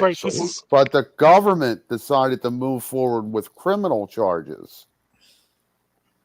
Mark said it's maple syrup court. Yeah, that's I don't know. It just seems fishy. And Jay said, why wait 5 years? Yeah. Like, there's more to this. The thing is, more to it. The fact that these players, man, they all made it to the NHL. They were all 5 out of the 8 made it to the NHL, which is crazy. You think about statistics and how things work. And I'm not passing judgment till I hear more. That's all. And that's kind of where Jay is. And look, and I think a perfect example of this is the Trevor Bauer situation. Yeah. Yeah. Trevor Bauer, basically his career is ruined. Like that dude was a top 5 Cy Young winning pitcher, right? Top 5 pitcher in the league. He gets accused of sexually assaulting this girl. It finds out, it turns out that this girl completely made up the story and basically admitted to her friends, and they revealed the text messages that, yeah, how much is he worth? Yeah, take him for everything he's worth. Basically her friends encouraging her. She beat herself up and said he hit her and forced an anal on her and all this crazy shit. And saying Trevor she got Bauer, sodomized. Yeah. I mean, I would have stuck in there stinky too. She was pretty hot. But yeah, you couldn't blame a guy. Yeah, I mean, what the fuck? I mean, a steak star is a steak star. He threw her a slider, change up. He even gave her old knuckleball. And this is where Don tunes out. But the changeup was the black in the eye. Pissed her off. Yeah, the fastball pissed her off. It was the fastball. It was a fastball. Yeah, it was a 2-seamer. Yeah, the fastball blackened her eye. She was looking for the old. There was 2 of them. She was looking for the old 12-6. Turned out to be a fastball right down the middle. Tore up that taint. A huge ramrod cock. Jay said they can't help it, Mike. They can't. No self-control. None. We have none. Smack it up, flip it up, rub it around. Mark's included. Mark, you too. Those fingertips can get. But I know I played all those clips like that. I'm not gonna do that again. But the whole thing, the whole pickup line was wild. So the Trevor Bauer thing when he went up to the girl in the bar, he picked her up. He's like, "Your hair smells beautiful." The next thing you know, they were in the hotel room. She's like, "Oh my god." Somebody's going to get that gobbler at the end of this game. I'm going for a gobbler. Man. So I tell you what, though, that girl, man, she had a huge penalty kill. She had a 5-on-1. That was pretty bad. Yeah, but they all scored. Yeah, they did. She's like last in the league. But dude, from the back door. Even a goalie scored on her. It's pretty bad. Yeah. Nah, but it's, dude. I told the guys, Mike. I told the guys before the show. I don't know if Ryan was on already. It sucks, dude. Like I got a Carter Hart jersey. I love that. I love that style of jersey too. It's the one from a couple years ago. Yeah. I got a picture down here at the studio. Yep. Of me and my son when he's like 2 with Carter Hart. Carter Hart just came through the league. Autographed. It's not that picture's not autographed. No. Okay. I do have his autograph though somewhere on a puck, but no, it's just a picture of me and my son. And I remember that day, dude. Like he was such a nice kid. Went up and talked to him a little bit, and my son tried to say his name. Carter Hart. Yeah, he's 2 years old. What do you say? He said your name. Oh, dude, that's pretty cool. I was like, yeah, dude. I meant to take that fucking picture down. Mm-hmm. I can't, dude. I can't support that. Yep. I already ordered another picture. I ordered Brandon Graham strip sack autographed. Oh, nice. Yeah, nice. I've been eyeing that up for years, and that's a good one. We got a good deal. Got a really fucking good deal. Nice. It's certified. $30. Nice. $30. Someone was selling it. I'm like, yep, sold, done, boom. Wow. Last one. It was his last one, the guy said. So but anyway, Jay just said, yeah, he's innocent until proven guilty. I know, dude. I know. He is. He totally is. I think he's done with the Flyers though. So do I. I can't see him. How It's does he come back? Yeah. Yeah. I just don't see it. But I guess I don't we'll know. I don't know when we'll know more, but eventually we will. When the cum starts coming out of her nose. I told you. See? I told you. 5 years later. Oh man, dude, I really hope not. But It's not just when you come, like it's how hard you come. Yeah, it just doesn't look good, man. So yeah. Well, Jay just said, let's see what comes out Monday. So hopefully she has a couple plugs up her nose. Polsky said full. That's all he wrote. Full. So what? Monday we're supposed to get details or something? I have no idea. Is that the thing, Jay? Is that what they're saying? Monday we're gonna hear some stuff. Monday. Bigfoot. You said yes. Wow. Charlie Huff and his knuckleball. Oh, remember Charlie Huff when he did the Marlins? Yeah. Fucking him and he was like 80. Yeah. Throwing 65-mile-per-hour knuckleballs. Phillies always have a tough time against him. Uh-huh. Knuckleball. Knuckleball. Knuckle puck. Yeah. All right. I think it's time we do While You Were Drunk. And yeah, we'll call I it. missed the Embiid conversation. Yeah. Yeah, we started off the show with that. Actually, we didn't get to do it last week because Gary had to leave. The movie review? Yeah, Gary, after I do While You're Drunk movie review. Okay. All right. While you were drunk. I am not drunk, You got a man. bit. You're trying to make me drunk. It's time to catch up on some things you may have missed. Do you think a six-pack is acceptable? While you were drunk. I'm drunk and I love cats. What more do you need to know? Jay wants to know if I'm drinking shots. I'm drinking Jameson and ginger, sir. While you were drunk, breaking news. Apollo Creed has died. Apollo Creed has died. Gary just laughed. Yeah, why are you laughing? If he dies, he dies. If he Because I'm thinking I about want the him fucking... dead. I want his family dead. I want his house burnt to the ground. I want to go to the middle of the night. I want to piss on his head. Damn. Brutal.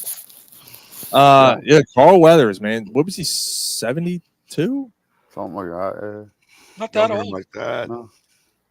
Damn. He was just on the last season of Mandalorian. Well, he's on all the seasons, but Yeah. I just finished watching that 2 days ago. It's good He shit. was just in a commercial with a Gronk Yeah. that just premiered last week. Oh, yeah, that's right. Yeah. Remember in Predator? Dylan, you son of a bitch.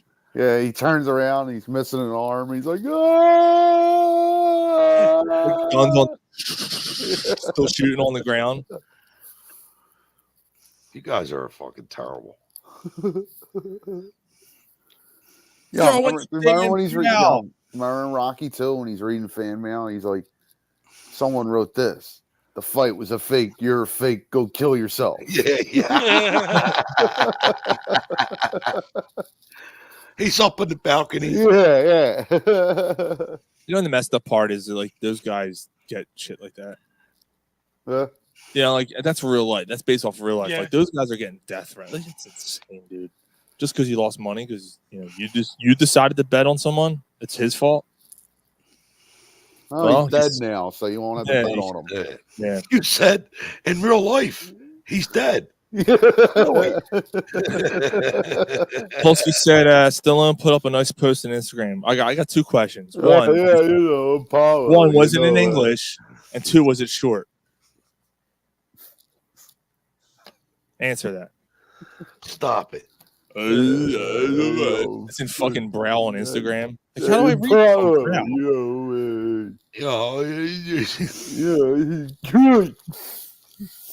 Like, I didn't know someone could type Dego on Instagram. Oh my god!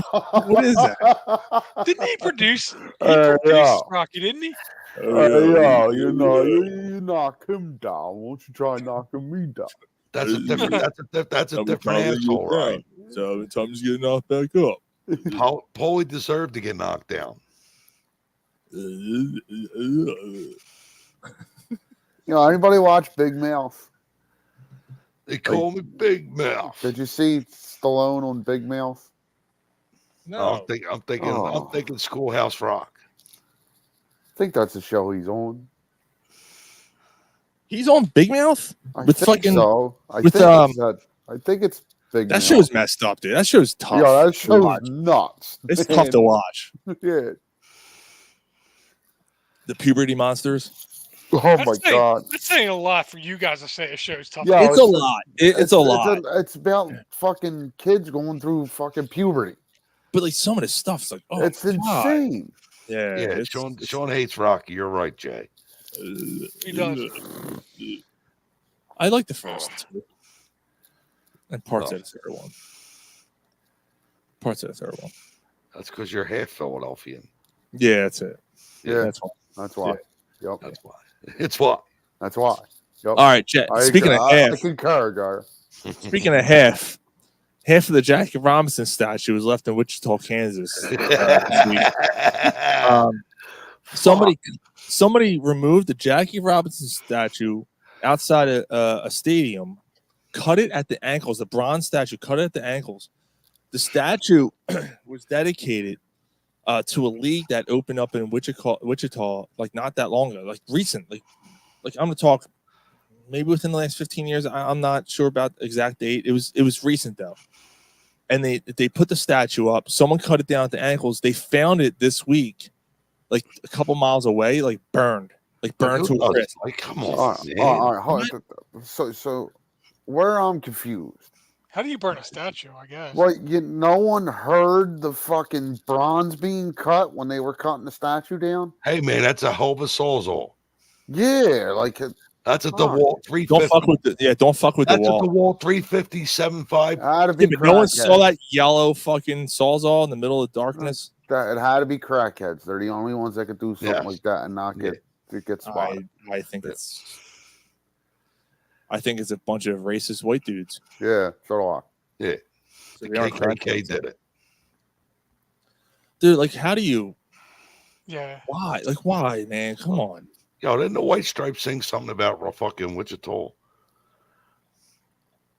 I don't know. I don't fucking like that band, so I wouldn't know. I hate that band. Oh, that one song. Headed down to Wichita. Yeah, ain't that what? Seven Nation Army couldn't hold me Yeah, back. I'm down Oh, is to that my song? last cigarette. Ring, ring, ring, ring, ring. Ring, ring, ring, ring, ring.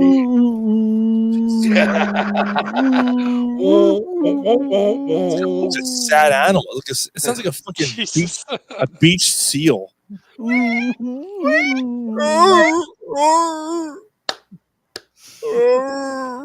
I am the walrus. Cuckoo, get you. A dying seal probably has a better beat than fucking Meg White, though. Polsky said I was in South Philly and the movie was what's that? The movie was based. B-A-S-T. What's that, a turkey? Turkey based it. The movie was based on the Beyond Brawler and Ali. Muhammad Ali. He's talking about Rocky. Jay said it was officially out of control. The show's officially out of control now. It is. I don't know why he keeps thinking that I'm going to be able to like get real back in. And he's like, they need you. I'm like, I can't do anything with these idiots. Speaking of idiots, Ben Simmons puts up a triple double this week. His first game, and I don't know. I'm a sit out again. Yeah, has like 10, 10, and 12 or something. Has a triple double. His first game. No, he didn't have. He almost had it. He didn't even have it. Yes, he did. Yes, he did. No, he missed it by. He missed it by the. He had a triple double his first game back. So. Yeah, the news No, said he had a triple double. No, he He didn't. had like 9 or 8 assists or something. All right. Well, he had a triple double. He had alerted it with a triple double. He had a pimple bubble. A pimple bubble. When was that? Fucking hold on. I know I had it. Wednesday? No, it's this game right here. Nets. His first game back. Ben Simmons. 10 points. That wasn't that game. That was the only game he played. Yeah. Yeah, Sean. There's not another one. There's nothing to compare to. That's only what he played. Wasn't that game? What I'm still looking. There's nothing else to say. It wasn't. All right. Fuck you, Bleacher Report, lying cocks. Bleacher Report said he had a triple double. He said it wasn't that game. Oh yeah, it was the only game he played. We already talked Maxi part. We talked Maxi at the beginning of the show. And I'm wearing fucking representing, man. Yes, Kentucky. Yeah, look at Well, all right. So we flirted with a triple double his first game. Then he went, yeah. How was it, Mike? How was it again, Mike? that. I'm a sit out. I'm a hurt again. The injury, dude. Did they escape that one or what? Yeah. Sixers won that trade. Yeah, They even did. as bad as They Hart. made the playoffs. Yep. You know what's sad? That kid he's got a bevel of fucking talent, dude, and that's just sad. It's all upstairs, man. Yeah, like it's sad, man. Like that's He's sad. soft as Charmin. Yeah, weak and soft. Yep. Gary He's called one. He's one ply, man. That shit rips right through your finger, Yep. goes right up your butthole. it.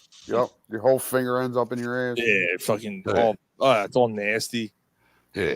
Oh fuck. Yeah, because he's too lazy to wipe How right. stinky those fingertips can get. You're like smelling it all day. Yeah, like his fingers are up there. He's got swamp ass. Yeah. Yeah. It's horrible. It's a bad thing. Yeah. Fucking stink fist. It's bad. It's bad. Stink. It's all bad. It's all Fucking bad. stink fist.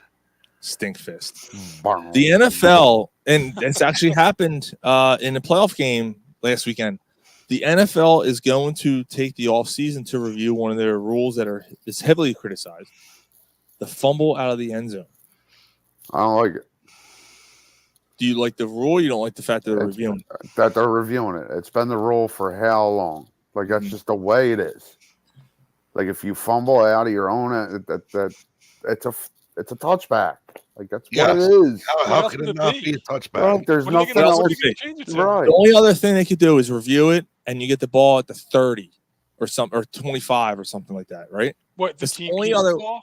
Yeah, like that's the only way you could do it. But they already have rules that you can't advance a fumble.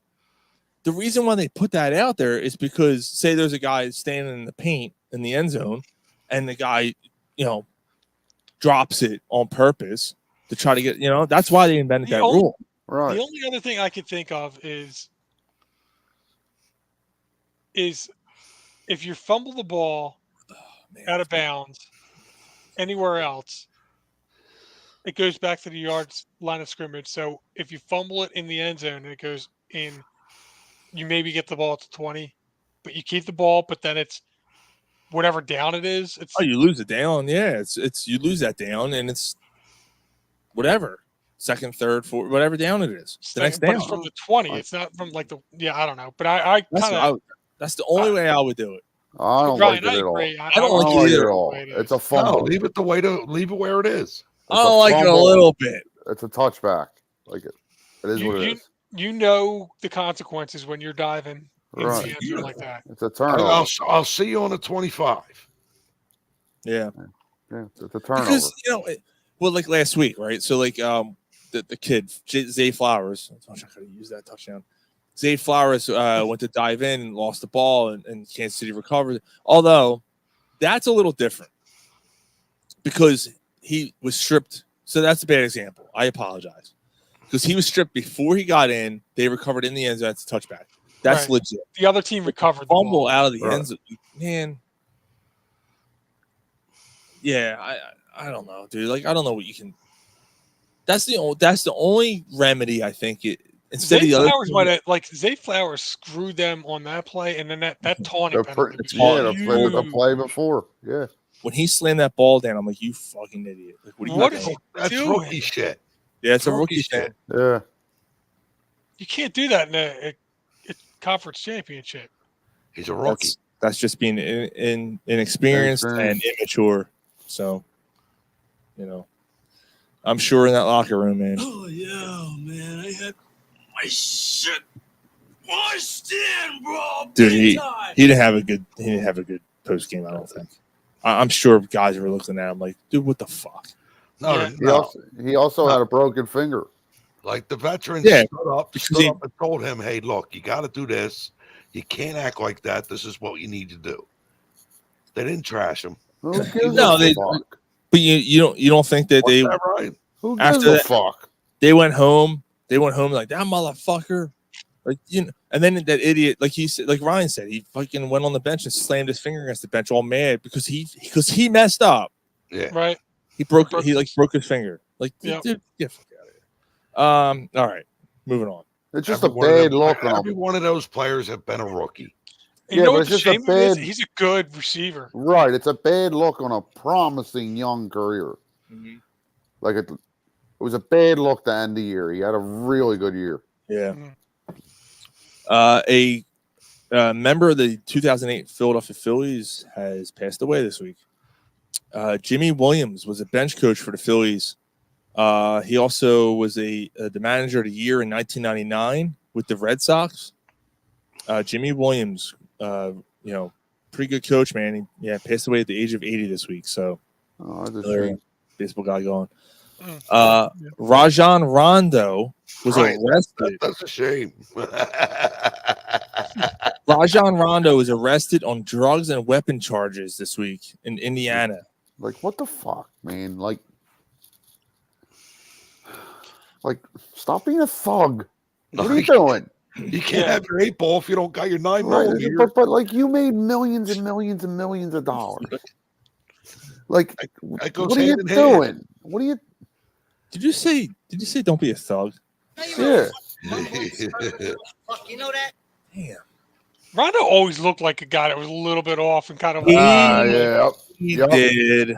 I'm actually surprised this is the first time that I heard anything like this. Yeah, he looked like a motherfucker. Stab you. Wait, hold on.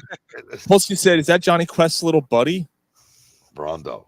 Rondo was like the little guy. Yeah, in what the basketball, like he's normal size, like he's taller than us. But the little guy in basketball, they used to like. Oh, he says Raja. Raja. His name is Raja. Oh, yeah. He steered the boat. Raja, do you eat pussy? Yeah. What was the dog's name? No, I don't eat meat. I don't eat meat. Hello. Thank you for calling Walmart online. I will help you right now. You can find I find changed that our in sheet, aisle. then I eat pussy. You can find that in aisle 32. Thank you very much.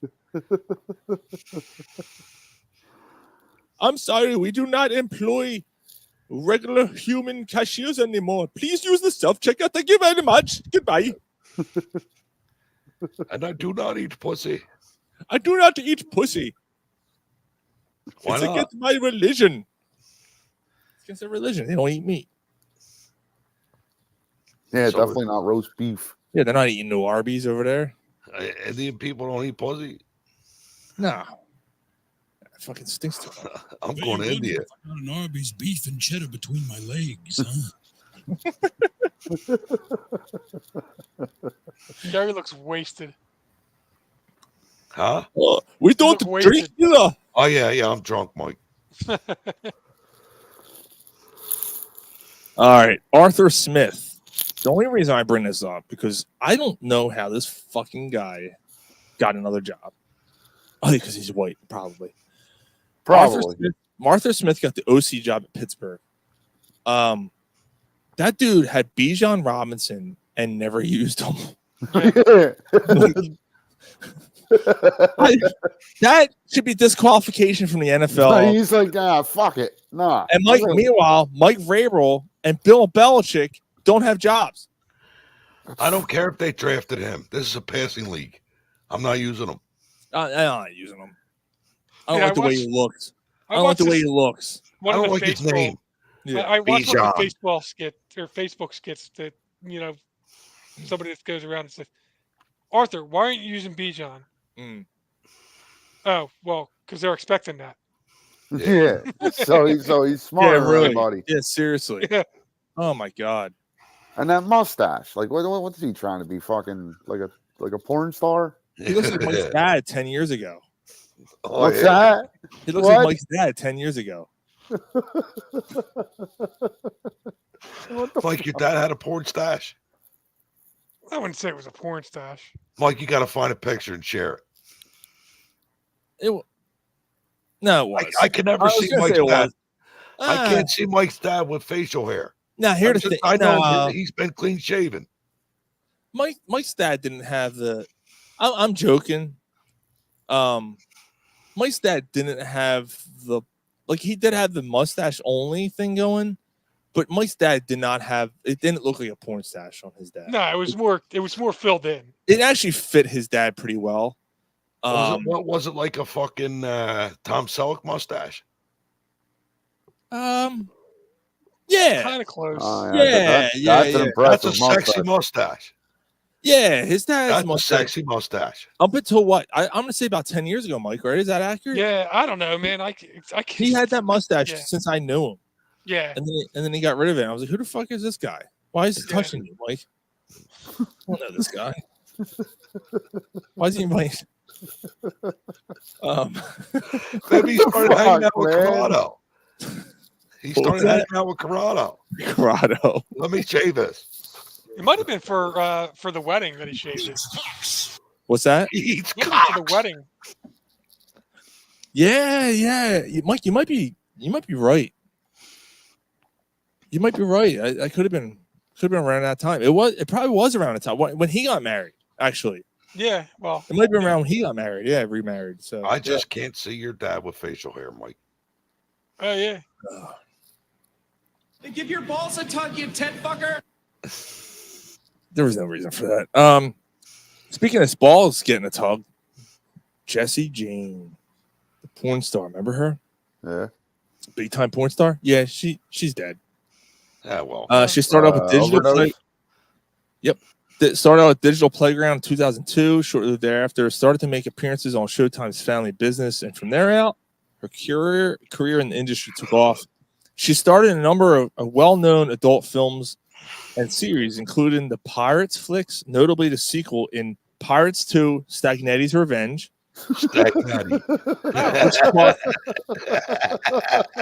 which cost $8 million to make, and to this day is still the most expensive porno ever. What's it called? Pirates 2: Stagnetti's Revenge. Now I gotta watch it.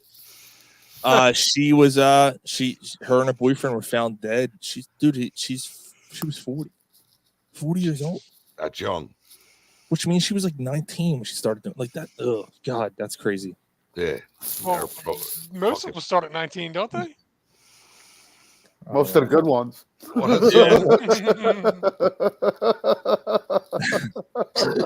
Yeah, really. Look at you. With your fucking Just ask Donald Trump. body fat and you scrawny little bastard. Fuck her right in the pussy. Yeah, really. We're gonna calm your knob. Don't stop. Oh, yeah. Stop. What the fuck is that?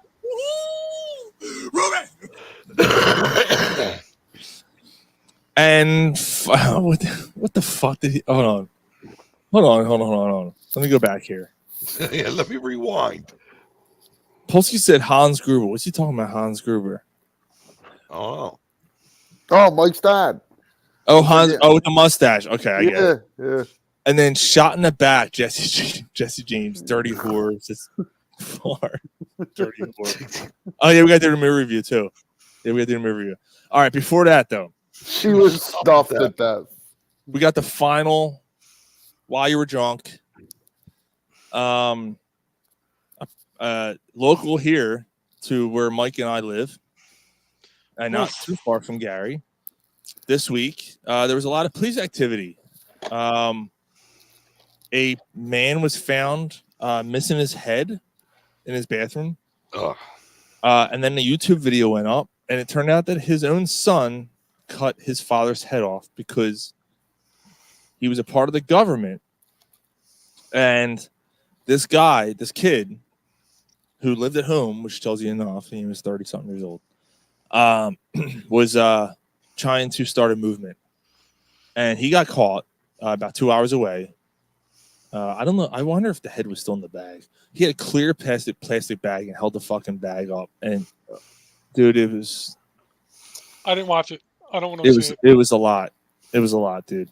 But the crazy part is, so when everything happened, so I got a text from TJ, who lives right across the street from the house. And TJ writes me and he goes, dude, you're not going to believe this. You know, this is insane. This is happening right down the street. So apparently the mother was out food shopping, and she came home and she walked in. She's like, "Hon, I got Head and Shoulders," and she looked down. And she's like, "Oh fuck." Oh my God. Sean's hoping that one of us busts out laughing, and we're just not going to give him the satisfaction. Yeah. Good luck, Sean. Tried a little too hard on that one. Did I? Was it too hard? Yeah. No, but the truth, no, the wife did. The wife did come home, and she was the one that found him. And yeah, she called the cops, and the cops came out and found this dude, 60-something years old. Fucking, oh God, dude, your own son cuts your head off. Like, how fucking bad? Hey, you know what? Go fuck yourselves, because Polsky and J Par both like this. Go fuck you. All right. No, they like the fact that we didn't laugh. That made it worse. Yeah, I think that's what they love. Yeah, that's probably it. All right. Well, how about this one? I had sex with my dad in an elevator. It was wrong on so many levels. Oh my God. Is that true, Jay? Yeah, there you go. Oh man. But yeah, that's why you were drunk. So next time you drive through Levittown, don't lose your fucking head. You know, I'm trying to keep it together. So, God, that's a fucked up story, dude. That's really messed up. That's crazy, man. Yeah. And then it's time, guy, because we didn't do it last week.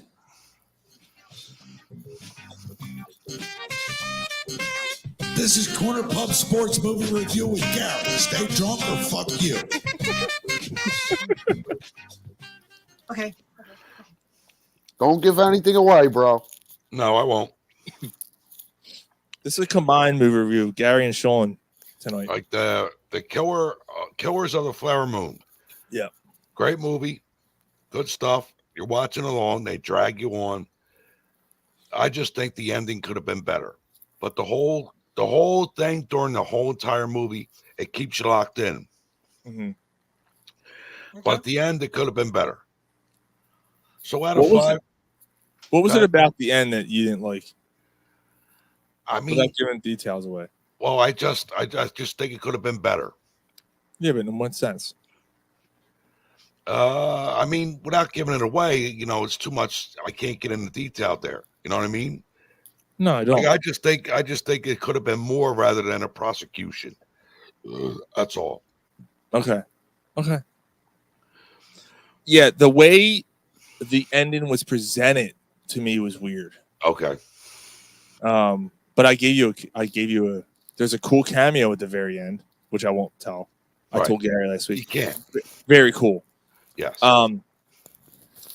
Yeah, I agree with Gary. The story is very cool, very interesting, very long, but extremely well acted. DiCaprio locked in, dude. By the way, so DiCaprio, and this isn't giving anything away, guys. DiCaprio, I have a feeling he watched Sling Blade before he took the role on, or before he filmed this. That's a brilliant observation. Right? Think about it. Because when you see his mannerisms and stuff, I'm like, that reminds me of Billy Bob Thornton and Sling Blade. The way his gestures and his the lips are frown. He kind of reminds me of, and he's not smart in the movie. He's kind of a dumb dude. Oh, okay. So yeah, so he's not retarded, but like he's I'm sorry. He's not a hard R. He's not a hard R word. Well, he didn't understand the process of insurance claims. He didn't understand much about right. anything except for being a dickhead. You know, he was. Let's do it this. He was street smart, not book smart. Yeah. The woman, the lead, the girl was fucking fantastic. She was excellent in the movie. Scorsese did a great job. Cinematography is fantastic. The score, I think, could have been better. You know, when you think of Scorsese, right? Don't you think of like the music he chooses, like kind of like Tarantino does? I think that could have been a little bit better. I think he kind of lacked in that department a little bit in this movie. But overall, what would you rate it? What did you say, 7 or something? 3.5 out of 5. Yeah, I think that's good. Did you see it, Mike? No, I didn't see it yet. No. Yeah, it definitely takes some dedication. I watched Dumb Money instead. Dumb Money. Wait, Dumb Money. It's on Netflix. Oh wait, yeah, I saw that. I saw that movie. Yeah. The one about GameStop? Yeah, I saw that movie. Yeah. I forgot about that fucking movie. Yeah. That was a couple of years ago. Like a year or two ago it came out. Did it come out that long ago? I thought it just came out. I think it was like 2 years ago, yeah. Maybe about a year ago. Maybe about a year ago. I was going to say, because the whole premise of the thing wasn't that long ago. No, yeah, I think, about a year. They Yeah, turned it around quickly. Yeah. Well, dude, the movies come out and they're on. There's no sense. That's why people don't go to movie theaters anymore. No, right. They come out in 3 months. Not only that, but I mean, like the story of what they were telling just occurred like it was within 6 months of this of it ending that the movie ended. Yeah, it was very No, yeah, Dumb Money came out. I'm gonna say about a year ago it came out. Okay. Mm. That stock went from 3 and change to 450. Uh-huh. Do you know how much I just bought fucking a game off of them last week. Cocksuckers. Yeah. By the way, yeah, I bought it off of. I pre-ordered because the PS5 is remastering all the Last of Us games. GameStop is still open. Mm-hmm. Yeah. Shit, I thought they all closed. And Last of Us 2, they remastered it last Friday, and I pre-ordered it and it came on Saturday or something. Dude. Yeah, you were sending me pictures and shit. Yeah. Dude, all I gotta say, if you guys watch The Last of Us, that second season is gonna fucking blow your mind if they stay true to the game. It's fucking wild.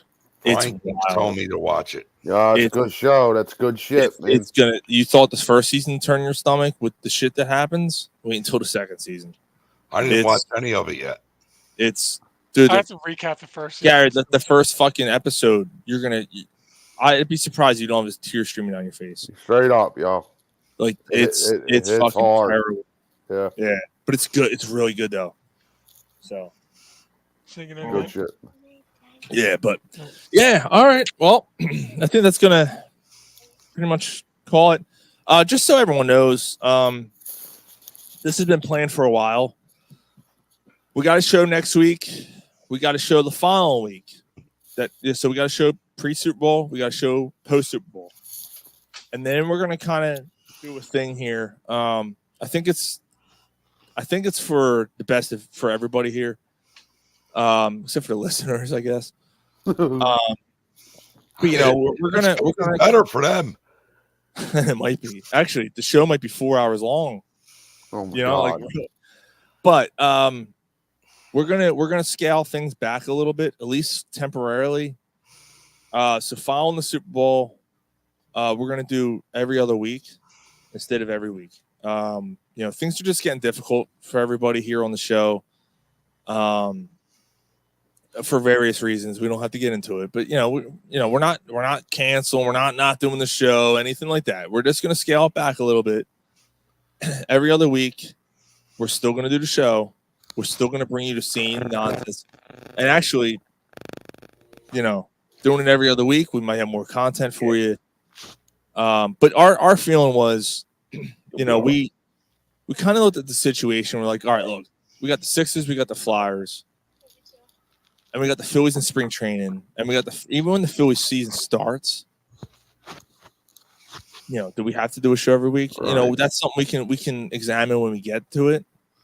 But at least temporarily get back into it in hitting season when it's 90 out.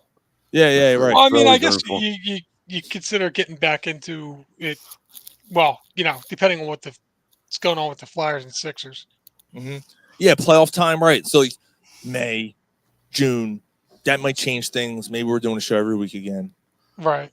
And Mark just said we can all hang out on the off days. Fucking nay, like absolutely. Sure. Like we'll make things work. So, but we just want to kind of give our listeners a heads up about this, and we're not going away. It's nothing bad. It's. I think it's for the better. I think just there's a lot of shit going on in everyone's lives right now, and we've been doing this for 9 years now, consistently every week. We kind of we're all kind of on the same page. I think if we don't have to do a show every week if we don't have to do a show. If there's nothing to talk about, why do a show? Right. So that's kind of where we're at. So I just wanted to give everyone a heads up before we kind of log off the show for tonight. So, just so everyone is on the same page. So Jay said, what you're saying, Sean, is if I find something to do on Friday nights for 2 weeks out of the month, sure, I can sit and be depressed, no problem. Poor Jay. Sorry, man. I mean, it could be worse. You could have your head chopped off. I mean, that's a Friday night he could pick the mother-in-law off the floor and have some fucking fireball. Wouldn't it mean that Sean would be the one that did it? That'd be true. Yeah. Or we can all meet fucking Jay at Nick's Roast Beef and hang out with him every other Friday night. We could do that too. There we go. You know what I mean? So, every problem has a solution. So modern problems needing modern solutions, or what is it? What was that? Yeah, what was that? What was that? What was that from? What's it? Chappelle Show. Modern problems. Modern problems require modern solutions. When keeping it real goes wrong. Next roast beef is better on Saturday night, so. That is true. If you want to get your dick sucked. Yeah, that's probably true. All right. Well, on that note, Mike, play us. Oh, hold on. Actually, you're okay. You're okay. All right. Are we having another beer? Yeah. I'm not. I'm falling asleep here. Yeah, I see over there. Yeah, I'm exhausted. It's been a long week. Yeah. Mike, play us out on the podcast. We'll see you guys next week. Penis Mike? out. All right. Guys, stick around for boner coverage.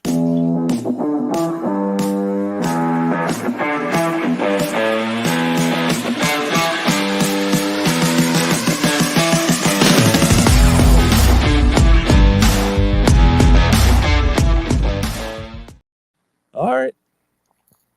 That was new. The actual. I haven't done that in a while. I forgot about it. You even had that. Yeah, I forgot it. I did it before. I'm like, oh shit, I made that thing. I forgot it. That was cool, right? Wasn't it good? I had to suck my own dick.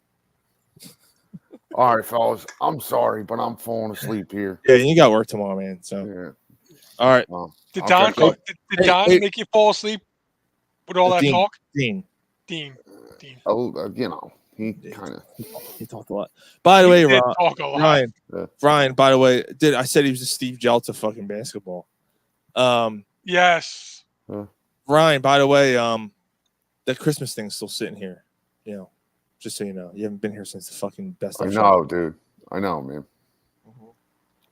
I know. I just have to point that out. I know. All right, dude. We'll talk. I'll see you on Thursday. All right, fellas. All right, dude. Later. All right, later. Yeah, I'm calling it a night too. My hip's bothering me as it is, and it's time for bed, I guess.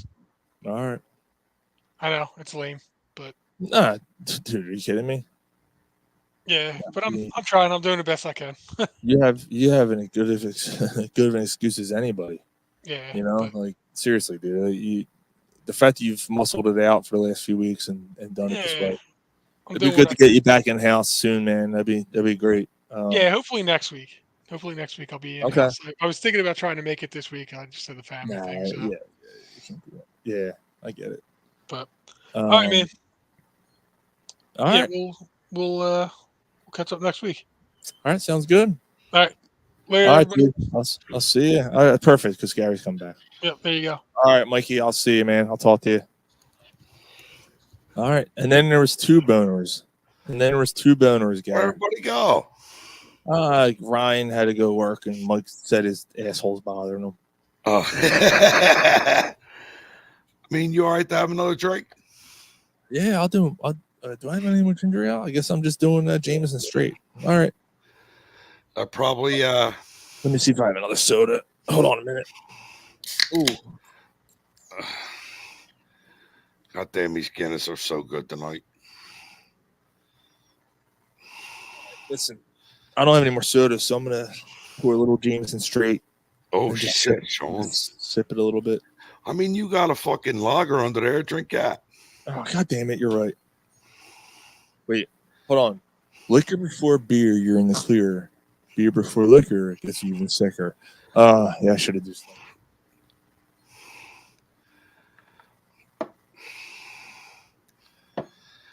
Well, Sean, Jay asked earlier. He said, Jay asked earlier. He goes, "Are you drinking shots over and over again?" All right, here's a little whiskey. All right, not much. It's a fucking. Ooh.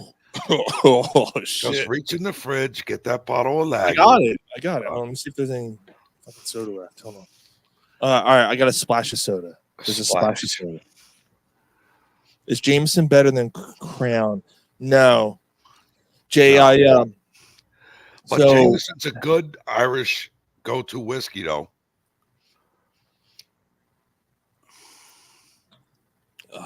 actually, I had just enough soda to make it. I actually like the Crown Apple with ginger ale. I haven't done. I have Crown too. I haven't. And then you squeeze a lime in it. So Jay, I think I told this story on the air. Well, I just got a text message from my daughter, Sean. I'm not coming tomorrow. She's COVID positive. Fuck. Yeah, Okay. I don't want to expose your kids, dude. No, I got you. Shit, dude. Yeah. Yeah, no, dude, thanks. Yep. Yeah, anyone that's friends with me who's still watching, anyone that's friends with me on my personal Facebook page, I did it during the COVID days. I would just play some acoustic guitar and do some songs and shit. So I'm gonna do that tomorrow night at 8:00. So anyone's watching, anyone wants to go deaf, I'll have to get more beer. Just tune in. Yeah, I got to do the same. I need a few at least. But dude, I got some new songs that I've never done before. I got some obviously classics. Got some shit from the 90s. One song I learned today, which I heard this week for the first time, and it's a fucking beautiful song. I got some shit you're not going to expect. It should be cool. Wow. Oh, I'm glad you're going to do one that I picked. Yeah, dude. That'll be, I'm saving that one. All right. Just so you know, it'll be towards the end because I think it's a perfect. Yeah. So I think it's a perfect ending song or near the end. So, yeah. Well, it's a great acoustic. Yes, it is. Yeah, it is. I'm glad you decided to do it. Like we were talking about last week, I said you should do it again.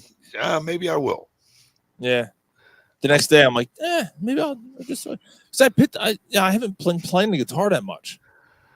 Not as much as I'd like to, and life gets involved. Yeah, and dude, you're busy, but I picked up the acoustic this week, and dude, the first time you strum that guitar sounds fucking beautiful. And I the first time I strummed it, I was like, yeah, I miss this thing. What brand is your acoustic? I forget what that fucking thing is. It's an old guitar. That's an old acoustic guitar. Like, I'm gonna say that guitar's from the 70s. Nice. It's not a well-known brand. But that's a well-made guitar. I'll when I look at it, it's hold up. Yeah, it sounds fantastic. I got a little pickup thing put in. Yeah, so it should be fun. But anyway, what the fuck was I leading at? What was I talking about? I'm sorry, I'm drunk and my mouth gets to going. Hold on, Crown. Oh, yeah. He asked about the whiskey thing. Jay asked about the whiskey thing. So when I told the story before, my wife and I went to Dublin, and we went to Jameson, and we walked through, and they do a blind taste test. You're not blind, but you don't know what whiskey you're doing. Right out of the barrel? No, they have glasses set up for you, and they have whiskey set up, lined up. And you take the first one, and you're like, oh my God, what the fuck is that? And you take the second one, you're like, oh. And then you take the third one, you're like, oh, that's better. Well, the third one's Jameson. All right. The first one's like Johnny Walker, and the second one is Jim Beam, or vice versa. I forget which one. I don't know which one's harsher. Dude, the first one tastes like fucking straight gasoline. Whatever I think it was Jim Beam tastes like gasoline. Jameson is so easy to I was drink. like, oh my God. And they're like, yeah, the third one. I tried the third one. I was like, oh. So then we're getting done the tour. So that just kind of gives you an idea, Jay. That Jameson is probably smoother than most American whiskeys. Right. Even like I'm a huge Metallica fan, right? And they came out with their own whiskeys, the Blackened whiskey. That's a bourbon, though. No, it's a whiskey. All right. No, it's a whiskey. That is even a little rough. Mm-hmm. That's even a little like you can tell that even if you mix it with something, it's a little rough. But we go to the end and we're walking through the thing where they keep all the barrels kind of on their sides and they're doing fermenting whatever. And they're like, oh yeah, this is the new one right here. And I look to the left. And they're like, this is our brand new IPA cask. I have it. Yeah. I have it. It came out like a couple months after we were there. Like it hasn't hit the stores yet. And this is what it tastes like. And we tried it. We're like, yo, like that's fucking good, I got that for my 50th birthday. Okay. And then afterwards we went to the tasting room and then they gave us like, oh, you can do whiskey straight, or you can do this special drink, ginger and Jameson. I'm like, yeah, that's the way. Ginger Jameson sounds good. Let me tell you a story. Like a few years back, before I worked for the city and stuff, I worked for this other pest control company, and I'm training this new guy, and he's got this coffee. And I said, dude, that smells like whiskey. He said, yeah, I got Jameson in my coffee. I was like, really? He's like, yeah. When you come in tomorrow, bring your cup of coffee and I'll show you. So I go in the next day. I got my 20-ounce coffee. He said, pour that much out. I pour my much out. He dumps it. He fills it with fucking Jameson. Oh, God. I'm drinking my coffee with Jameson. I'm like, God damn it, this is fucking good. He's like, dude, that's an Irish fucking coffee. He said, isn't it good? I was like, yeah, that's really good. Mm-hmm. I said, but I can't do this in the morning. I said, it's fucking 8:30 in the morning. I'm drinking whiskey. Polsky said, oh my God, training with Jameson. Yeah, it was good, dude. That was really good. That's awesome. That was really good. I never tasted anything like it. So, Mark, it sounds like unless Jay comes, Jay said he's gonna try it. Jay, you're more than welcome, dude. Like you're more than welcome to come because it sounds, Gary's gonna be out. If you want to come over tomorrow, man, you're more than welcome. Yeah. If not, that's cool too. Like I'm used to doing it with no one here. So the fact that anyone's gonna be here is gonna be. So maybe all that shit that I was feeling all week, maybe I had COVID. You could have.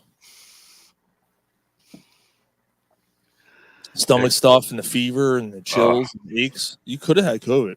So now, Geneva's sick and she's just texting me, hey, Dad, I'm testing positive. Tell her to bring a test over to you and try and do the test and see if you're. Well, I'm not going to do it tonight because I'm drinking. But either way, Sean, if she's positive, it's not good to come to you. Right, no, I know. Because you still have the whole, whatever they call it. You know how bad I would feel if your kids got that because of me? What if they died from you? Oh, come on.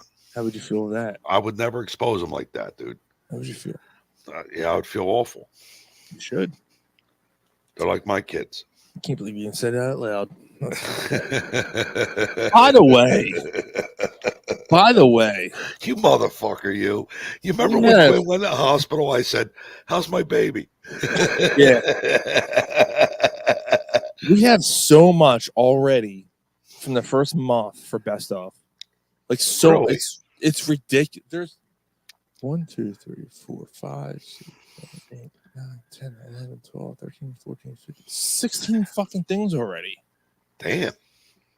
Like, what the fuck? Like, that's how we're starting. I can't wait till we're all back together again. I want to scale this shit back.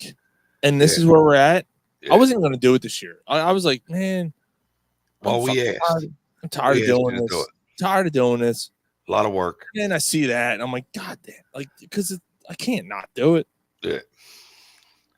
Polsky wants to bring a tambourine. Dude, bring a tambourine. Can you keep a beat? Bring a tambourine. Oh, yeah, that would be great. I used to have one. I got rid of it. Actually, no. Polsky, don't worry about it. We have one. We have one. We have We'll a have tambourine. Carolyn humming in the background. Yeah. Wait, excuse me? Carolyn will be humming. Oh, humming. Humming. Okay. I thought you said something else. No, I would never say anything negative or disrespectful about her. She's one of a kind. I love her, and she's just different. All right. So every time I see her, I just want to hug her. No disrespect towards her ever. Joking or not. Get in that fucking car. Yeah, yes, dude. Yeah. There's just something different about Carolyn. He said, I'll take a humming, he said. And Mark, even if you don't make it tomorrow, dude, it's all good. But he's coming day and night. If you do make it, you could be the green tambourine. You can be my producer and like moderate the comments and shit, because I'm not gonna be able to do both. It's hard when I'm doing that. I'll tell you what, dude, when you do that, you get a lot of people tuning in. And it's hard because I'm trying to do my thing and then there's shit coming through and I can't see. It's a lot, dude. I can't keep up. So yeah. She's a Hummer, he said. Jesus. You said that, not me, Mark. Yeah. Yeah, it'd be cool. He can be my little producer. He can be my little roadie tomorrow if he makes it. He can handle my social media. It'd be fun though, man. Yeah. You got some Eagles, got some Neil Young. Really? Got some fucking Skinner. Oh shit. Got Man, some, you're going old school. Got some Marilyn Manson. On a STP. Tuesday? Yeah. Got some STP. Oh.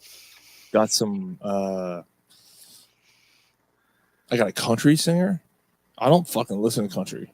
When it comes to showing STP, shouldn't tell people.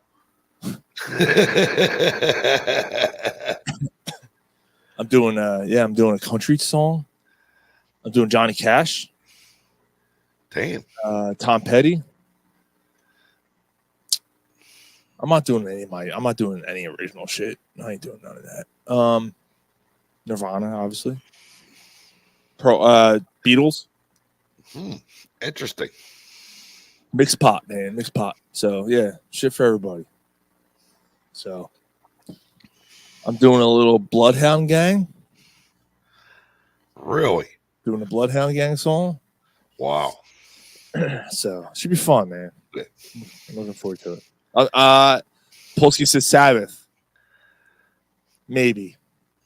No. I have a Sabbath song set up. If you're still tuned in, I'll do it. If you're not, I ain't fucking doing it. That's the way it's gonna go. This is for Gary. No, if you're not there, I'm not gonna do it. Oh, I'm gonna watch. Got some America. You should do some fucking Sly and the Family Stone. Jay wants to know if I'm gonna do some Usher.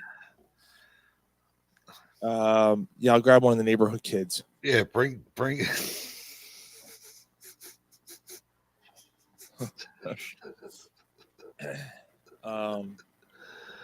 Fuck.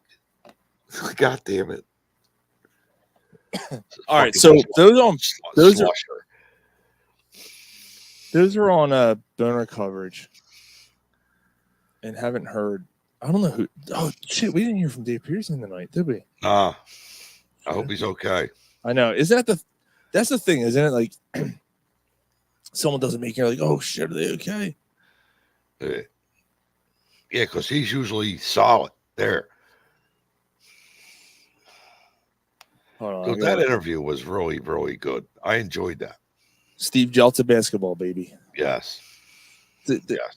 Like talking yourself up a lot. Like talking yourself up to the point. Like, dude, you're benched. Yeah. You're blaming everybody else but yourself. But at the same time, the dude took initiative and went back to school and got himself right. So yeah, he was good though, man. He was very inspirational. Like you could tell he was nervous. It's coming from his heart. It's coming from his heart, man. Yeah. He ain't nervous talking to us. He was nervous. Ryan got him to do a plug. That was great, dude. Just Dean Tolson, former Seattle Supersonic. Like, I love that. That's perfect. Polsky said he was charged up. Yeah, he was. Yeah, he was. I forgot to ask him what his drink of choice was. What's a cat food? Purina, Friskies. So, for those who don't know, if there's anybody here that's still tuned in to Booner coverage, I was invited. Tender Vittles. Jay said, when he said he could score 50 on Wilt and Russell, I was done. He didn't. That was weird. Okay, so he didn't really say that. Maybe Jay, maybe I misunderstood what he said. I didn't think he said that. I thought he said, in the days of when Wilt and Russell were scoring 50, I was averaging this, and Right. I could have done that. That's what I thought he said. Like he said that nobody ever scored 50 a game like Wilt did. But Right. I scored 30. I did 30 and 20. Yeah, so Jay, I hear, because I kind of like, I was like, wait, what's going on here? Like, I did the same thing probably Jay did. I think he kind of took a weird detour there, but I don't think he was disrespecting those guys when he said that. I think he was basically saying those guys scored 50 and 40 and whatever, and I was doing 30 and 20 in those days. So what does that say about me? Like, basically what he was saying was like, I was a pretty good player. I think that's what he was saying. That's what I took out of it. Maybe I was wrong. I have to listen back because it was like, a lot. Right. If you got Wilt Chamberlain scoring 50 points a fucking game, and then you got this guy when he's coming off the bench and he's putting up 30, yeah, he gets a conversation. But why weren't you in the starting lineup? It was just different. It's just different. You know what I mean? I don't know. So what he said was right. That Bill Russell came in and had the Boston Celtics style of offense where it was a slower fast break. Like, we're not doing that quick transition shit. We're going to set up and make sure our baskets count. What year was that? 72, 73, around then.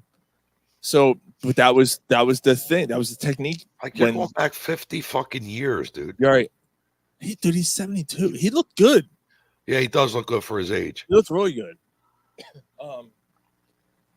So, you look good for your age. You're fucking 86. It's pretty good, man. I'm 97. 97. I'm sorry. 97. I'll shot for you by 11 years. Polsky said he was average. They were scoring. Maybe let me put this into perspective, Sean.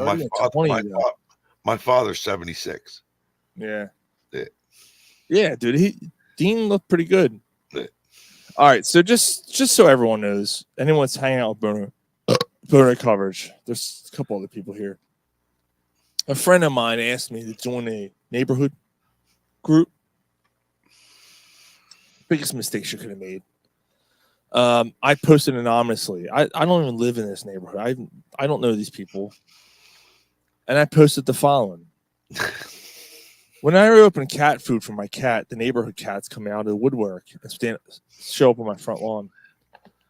For a few months now, I've been feeding them, but it's been costing me too much money. So much that my family's resorted to ramen noodles over the last 2 weeks. So I have a choice. Do I stop feeding your cats that you can't keep in your homes or feed my own family? Animals always came first in my heart, but this is the toughest choice I ever had to make. Maybe you can tell your cats that I'll only feed them on weekends. I think that's a good solution. First of all, the last line alone should be enough for someone to go, how the fuck is a cat going to know when a weekend is? But these stupid motherfuckers. It's because they didn't read. They're fucking stupid. They saw, yes. They're like. They are so dumb. Your family, your animals always come first before your family. What the fuck? Like, you started the problem. Just stop feeding the cats. Are they more important than your family? If you think that you're way in need of mental help, so I've responded, I disagree. The cats are the crazy ones here. I'm just trying to live my own life. I'm not going to go through everything, but like the thread has been going on for 3 days now. and it's been absolutely amazing. One person wrote, "Well, I can't believe no one else has offered any help. I have some dry food here in Hatboro." And I said, "I don't think the cat's going to travel that far." Pulsey said it's the best thing ever. It's made my day. Oh my god! Fluff. Oh yeah. The one with someone said something like, "This can't be a joke, right?" I said, "Do you think it's a joke that there's a fluffy, furry SWAT team surrounding my house?" What was the other? There was so many. The one, this can't be real. And I said, "I'm not feline." Yeah, this is catastrophe. Take the Katsky. Step a taxi. Oh, Katsky. Yeah, Katsky. Yeah, there were so many. There were so many one-liners that I'm like, I'm making this as obvious as fucking possible, and you. Oh, fucking Paul! I forgot about that one. I bet all 9 lies. Remember that one? Oh my god! I'm not feline. Yeah, I bet all 9 lives that this is real. Dude, these people weren't like they're scratching. Some of you motherfuckers owe me a new screen door because all the cats scratched it. Another one was like, "Oh, this is a joke." I said, "Do you think it's a joke that these cats are trying to break into my house and into my pantry to steal my canned food?" And someone else said, "Why is this Why did you post anonymously?" And I said, "Because I don't want the cats knowing where I live." They already know where you live. They're eating food in your front yard. What are you guys fucking stupid? Someone else is like, "Hey, they said like, why do you feed your cats outside?" I said, "I never said that. I feed them inside, sometimes behind closed doors. I open up the can behind a door that's shut. I come out and there's fucking herds of cats outside my front lawn. What am I supposed to do?" Yeah. Front lawn smells like tuna stream and warm hot dog water and bad decisions. Just mix up small shards of glass in their food. It won't kill them.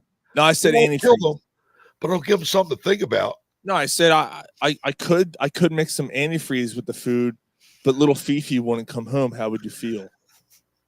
And someone else is like, that's not funny to joke about. Some people may do that. I was like, I have. Like, and there was another fucking thing on the other thread. Recommendations for good Chinese food. I said, hey, why don't you go over and see this guy? He's got most of the ingredients in his front yard. And then the fucking post disappeared. Delete it. Dude, my throat, I gotta tell you, my throat's everybody's getting sick, dude. Yeah, tomorrow might not be easy. I can't sing anyway. What the fuck do I care? You'll be all right. I pick up some lagers. I'll be all right. Absolutely. Lagers are not that right out. No, I'm getting some more Guinness, dude. That's my go-to now. Is it? Yeah. Low calorie, dude. Yeah, you don't wake up the next day feeling like shit. Guinness is a low calorie beer. You'd be surprised. Lager, I can down fucking 7 lagers and be fine. But lager has a high calorie content. Yes. I don't really like it. I don't like that. I don't like it. It's so easy. I don't like it a little bit, guy. Lagers go down too easy. Yep. Just They like go down so just like easy. TJ's sister. Oh, well, she's a pig. Nice girl. She's a nice girl. Oh, she can still be a pig. It's true. It's true. Refined aristocrat? Said Polsky. You're an aristocrat. He said you're an aristocrat. Why am I an aristocrat? Because you're drinking Guinness. I don't know, man. Did you do Murphy's? I've had Murphy's. What do you like better? I like the Guinness, Sean. So when I was in Ireland, and I never ever was a guy that drank dark beer. In Ireland, dude, Murphy's was smoother. Did you go to that brewery or did you go to Guinness? No, so Guinness is in Dublin. Okay. Cork, Ireland is 3.5 hours train ride south of Dublin, and that's where Murphy's is made. I didn't do that. I didn't do that brewery, but we had Murphy's at every bar I went to, and I do like the Murphy's though. between the two, Murphy's has less preservatives. It's just smoother. Yeah. So, yeah, I thought the Murphy's was better, but it's Does harder the to Murphy's find. have the nitro? They both do, yeah. I don't trying to think think.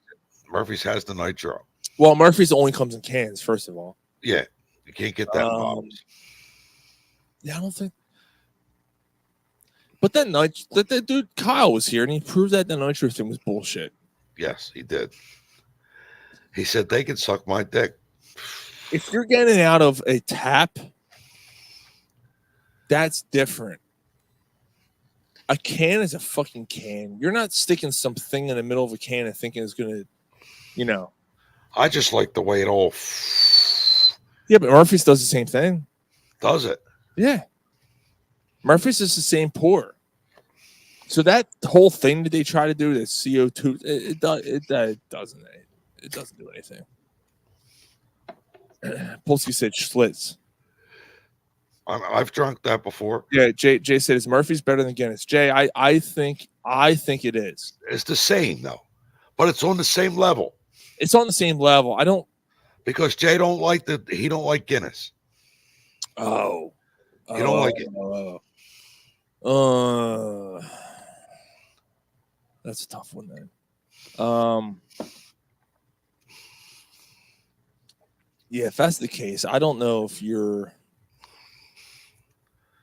He might not be the Irish stout guy.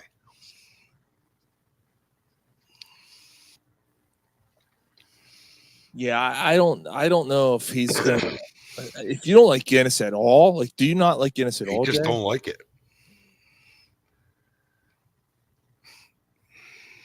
You're not gonna like Murphy's. Like, that's just the way it is. You know. Right, because it's the same stuff. Yeah. It's just that Murphy's a little more mild. Yeah, it's a little more mild, a little more sweeter. He doesn't like to call it. Nah, you're not gonna like it then, Jay. Do you drink? So here's the thing. Here's the funny part. My throat's closing up. He doesn't like the coffee taste. I don't like coffee at all. Do you drink coffee, Jay? Yeah, I don't. Does he? Yeah. I don't drink coffee at all, but yet I like the stouts. You know what? Going now, I'll tell you this. I've been on this podcast now for 5 years. And for a few years, I watched you and Mike drink the stouts. And I would just look at it like, yeah, I can't. So finally, you gave me the Guinness. You said, try it. Yeah. And I absolutely loved it. I absolutely loved it. Yeah. Yeah, I like the Guinness. It's good. It's like I said, it's a low calorie beer, so that's a good thing. And I don't wake up the next morning feeling like crap. Right. Posted said I had a hairball. Yeah, dude, I don't know what's going on. My throat's, I don't know. Everybody's getting sick, Sean. Well, I've been sick for a week. Oh shit! One thing we didn't mention. Did you see the alleged City Edition Phillies jerseys? No. Dude, if this is true, I don't know, man. I They're hope it's bad. not. I don't like it at all. So the Phillies got rid of the red jerseys. I like the red jerseys. Here you go. So this is what they're saying is the leaked Philly City Edition jersey. Yeah. Look at that. That's fucking hideous. Looks like a can of fucking ginger ale. First of all, yeah, it looks like Seattle, right? Yeah, that's terrible. The font's terrible. It's just awful. Yeah. I really fucking hope that that's not their New Jersey. It looks just like Seattle. It looks like it's terrible. What is this? Imported. I don't know, man. I don't know how true it is because someone tried to leak the. So the Flyers just unveiled the Stadium Series jersey for this year, which I don't really like them either. And on some of those sites, someone said, "Oh, this is the new Stadium Series." I had like the Flyers, the logo, the P with the wings on the side, on both sides, like a football jersey. But that wasn't the jersey. So I wonder if that's the case here. Like someone just made that up and just fucking made it. Yeah. When's that Winter Classic? Sometime this month. Yeah. Soon. Next week or something, I think. Yeah. The 9th, I think. Or I think it's Super Bowl weekend. So. And they're playing the Islanders, right? Play the Devils. Ooh. Polsky said, Jay just said that's terrible. Polsky said, fire the guy came up with that. Yeah, it's pretty. He said, catastrophic. Yeah, it's all CAT. Yeah.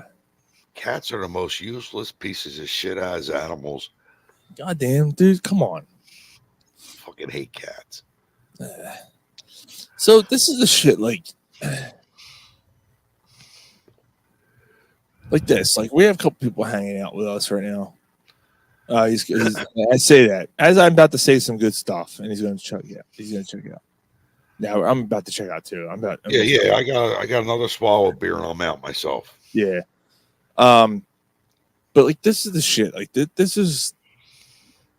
Even though I can't see some of you guys, and everyone's hanging out. Still, we appreciate it. We're done the show. We've been done the show for a fucking hour now, and we're still hanging out and talking and all that, dude. Like, this is what it's about, man. This is why we love doing the podcast every week with you guys. Before we go on our hiatus, we got to get all us back together. We're not going on a hiatus. We're not going away. You know what I mean? Oh yeah, dude. We got to be in house again soon. It sounds like next week might be the week. Yes. I hope that week and next week, and then it's every other week. So. Yeah. But again, we'll wait. It just gives us a Friday night to hang out more, or a Saturday night to hang out. You know what I mean? Like either one. Yeah. Yeah. We'll Brian sounded like he was in for the Super Bowl too. Sound like that, yeah. Yeah.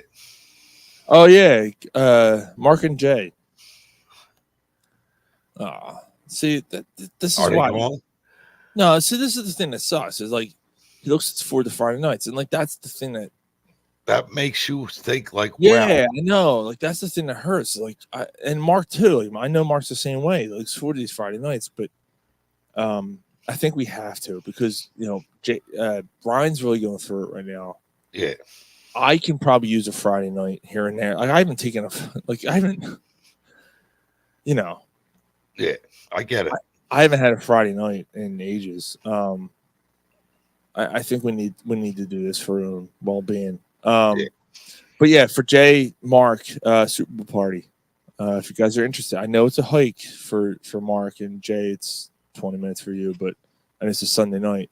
But yeah, Super Bowl party at my place if you guys are interested. All right, you guys are invited. Yeah. Anybody else who's chimed in and wants to chime in here, you're invited to. Fuck it, come over and hit me up. Come on, yeah, come on. I don't give a fuck, dude. I love that. Come on, Dave jump Peterson. in the fire. Dave. Do you know Dave Langle personally? No. Okay, I thought he was someone you guys knew. I don't know who he is.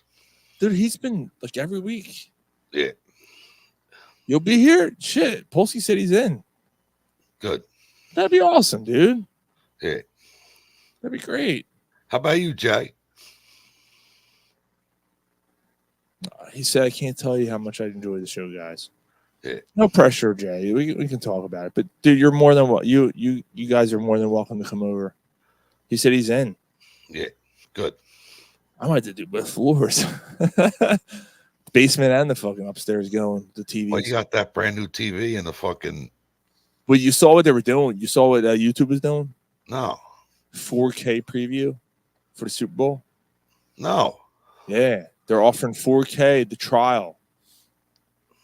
for the streaming. So I'm gonna do this 4K for that day, and I'll fucking cancel it. But I'll do the 4K for. Oh, I still do the Hulu. Oh, you do Hulu? Okay. Yeah. All right. I haven't had any problems with it. Yeah. Well, Mark, the good thing is it's not going to be as tense as last time because, the Eagles aren't involved, so we don't care. So what we'll do, we'll have some fun. Like we're going to do some fun, like a block pool thing where someone can win money every quarter or something. Like we'll do like a little friendly thing, throw some money in a pot. If the score ends up, whatever, we'll explain it. But like we'll have some fun. So bring some money. We'll have a good time, man. And there's gonna be a ton of food. So yeah, it'll be a good time. All right, cool. Yeah, that's gonna be good stuff. All of a sudden, it's a fucking party. That's awesome. Yeah, why not? Jay, it'd be good to see you. Mark, it'd be good to see you. All right, you ready, dude? Yeah, let's wrap it up. All right, boys. Thank you so much, everybody, boys and girls who joined us, Boner Coverage, and everyone who Upper in the Bank, aka the wife. Everyone who joined us for the show tonight, we thank you so much. We love you guys, man. This is I don't know if this show will ever end. You know what I mean? No, we can't. No, it'll be scaled back, but I don't think it's ever going to end because this shit. I need this. Yes. So it's a release. It is. It's like a full ball bag. It is. It is like a full ball bag. Yeah, it'll never end. It might be scaled back a little bit. It'll never end. All right. Love you guys. Good night. See you guys. Have a good night. See you tomorrow on my personal page. Yeah, Jay, it won't, dude. It won't. All right, we'll see you guys. Talk to you. See you.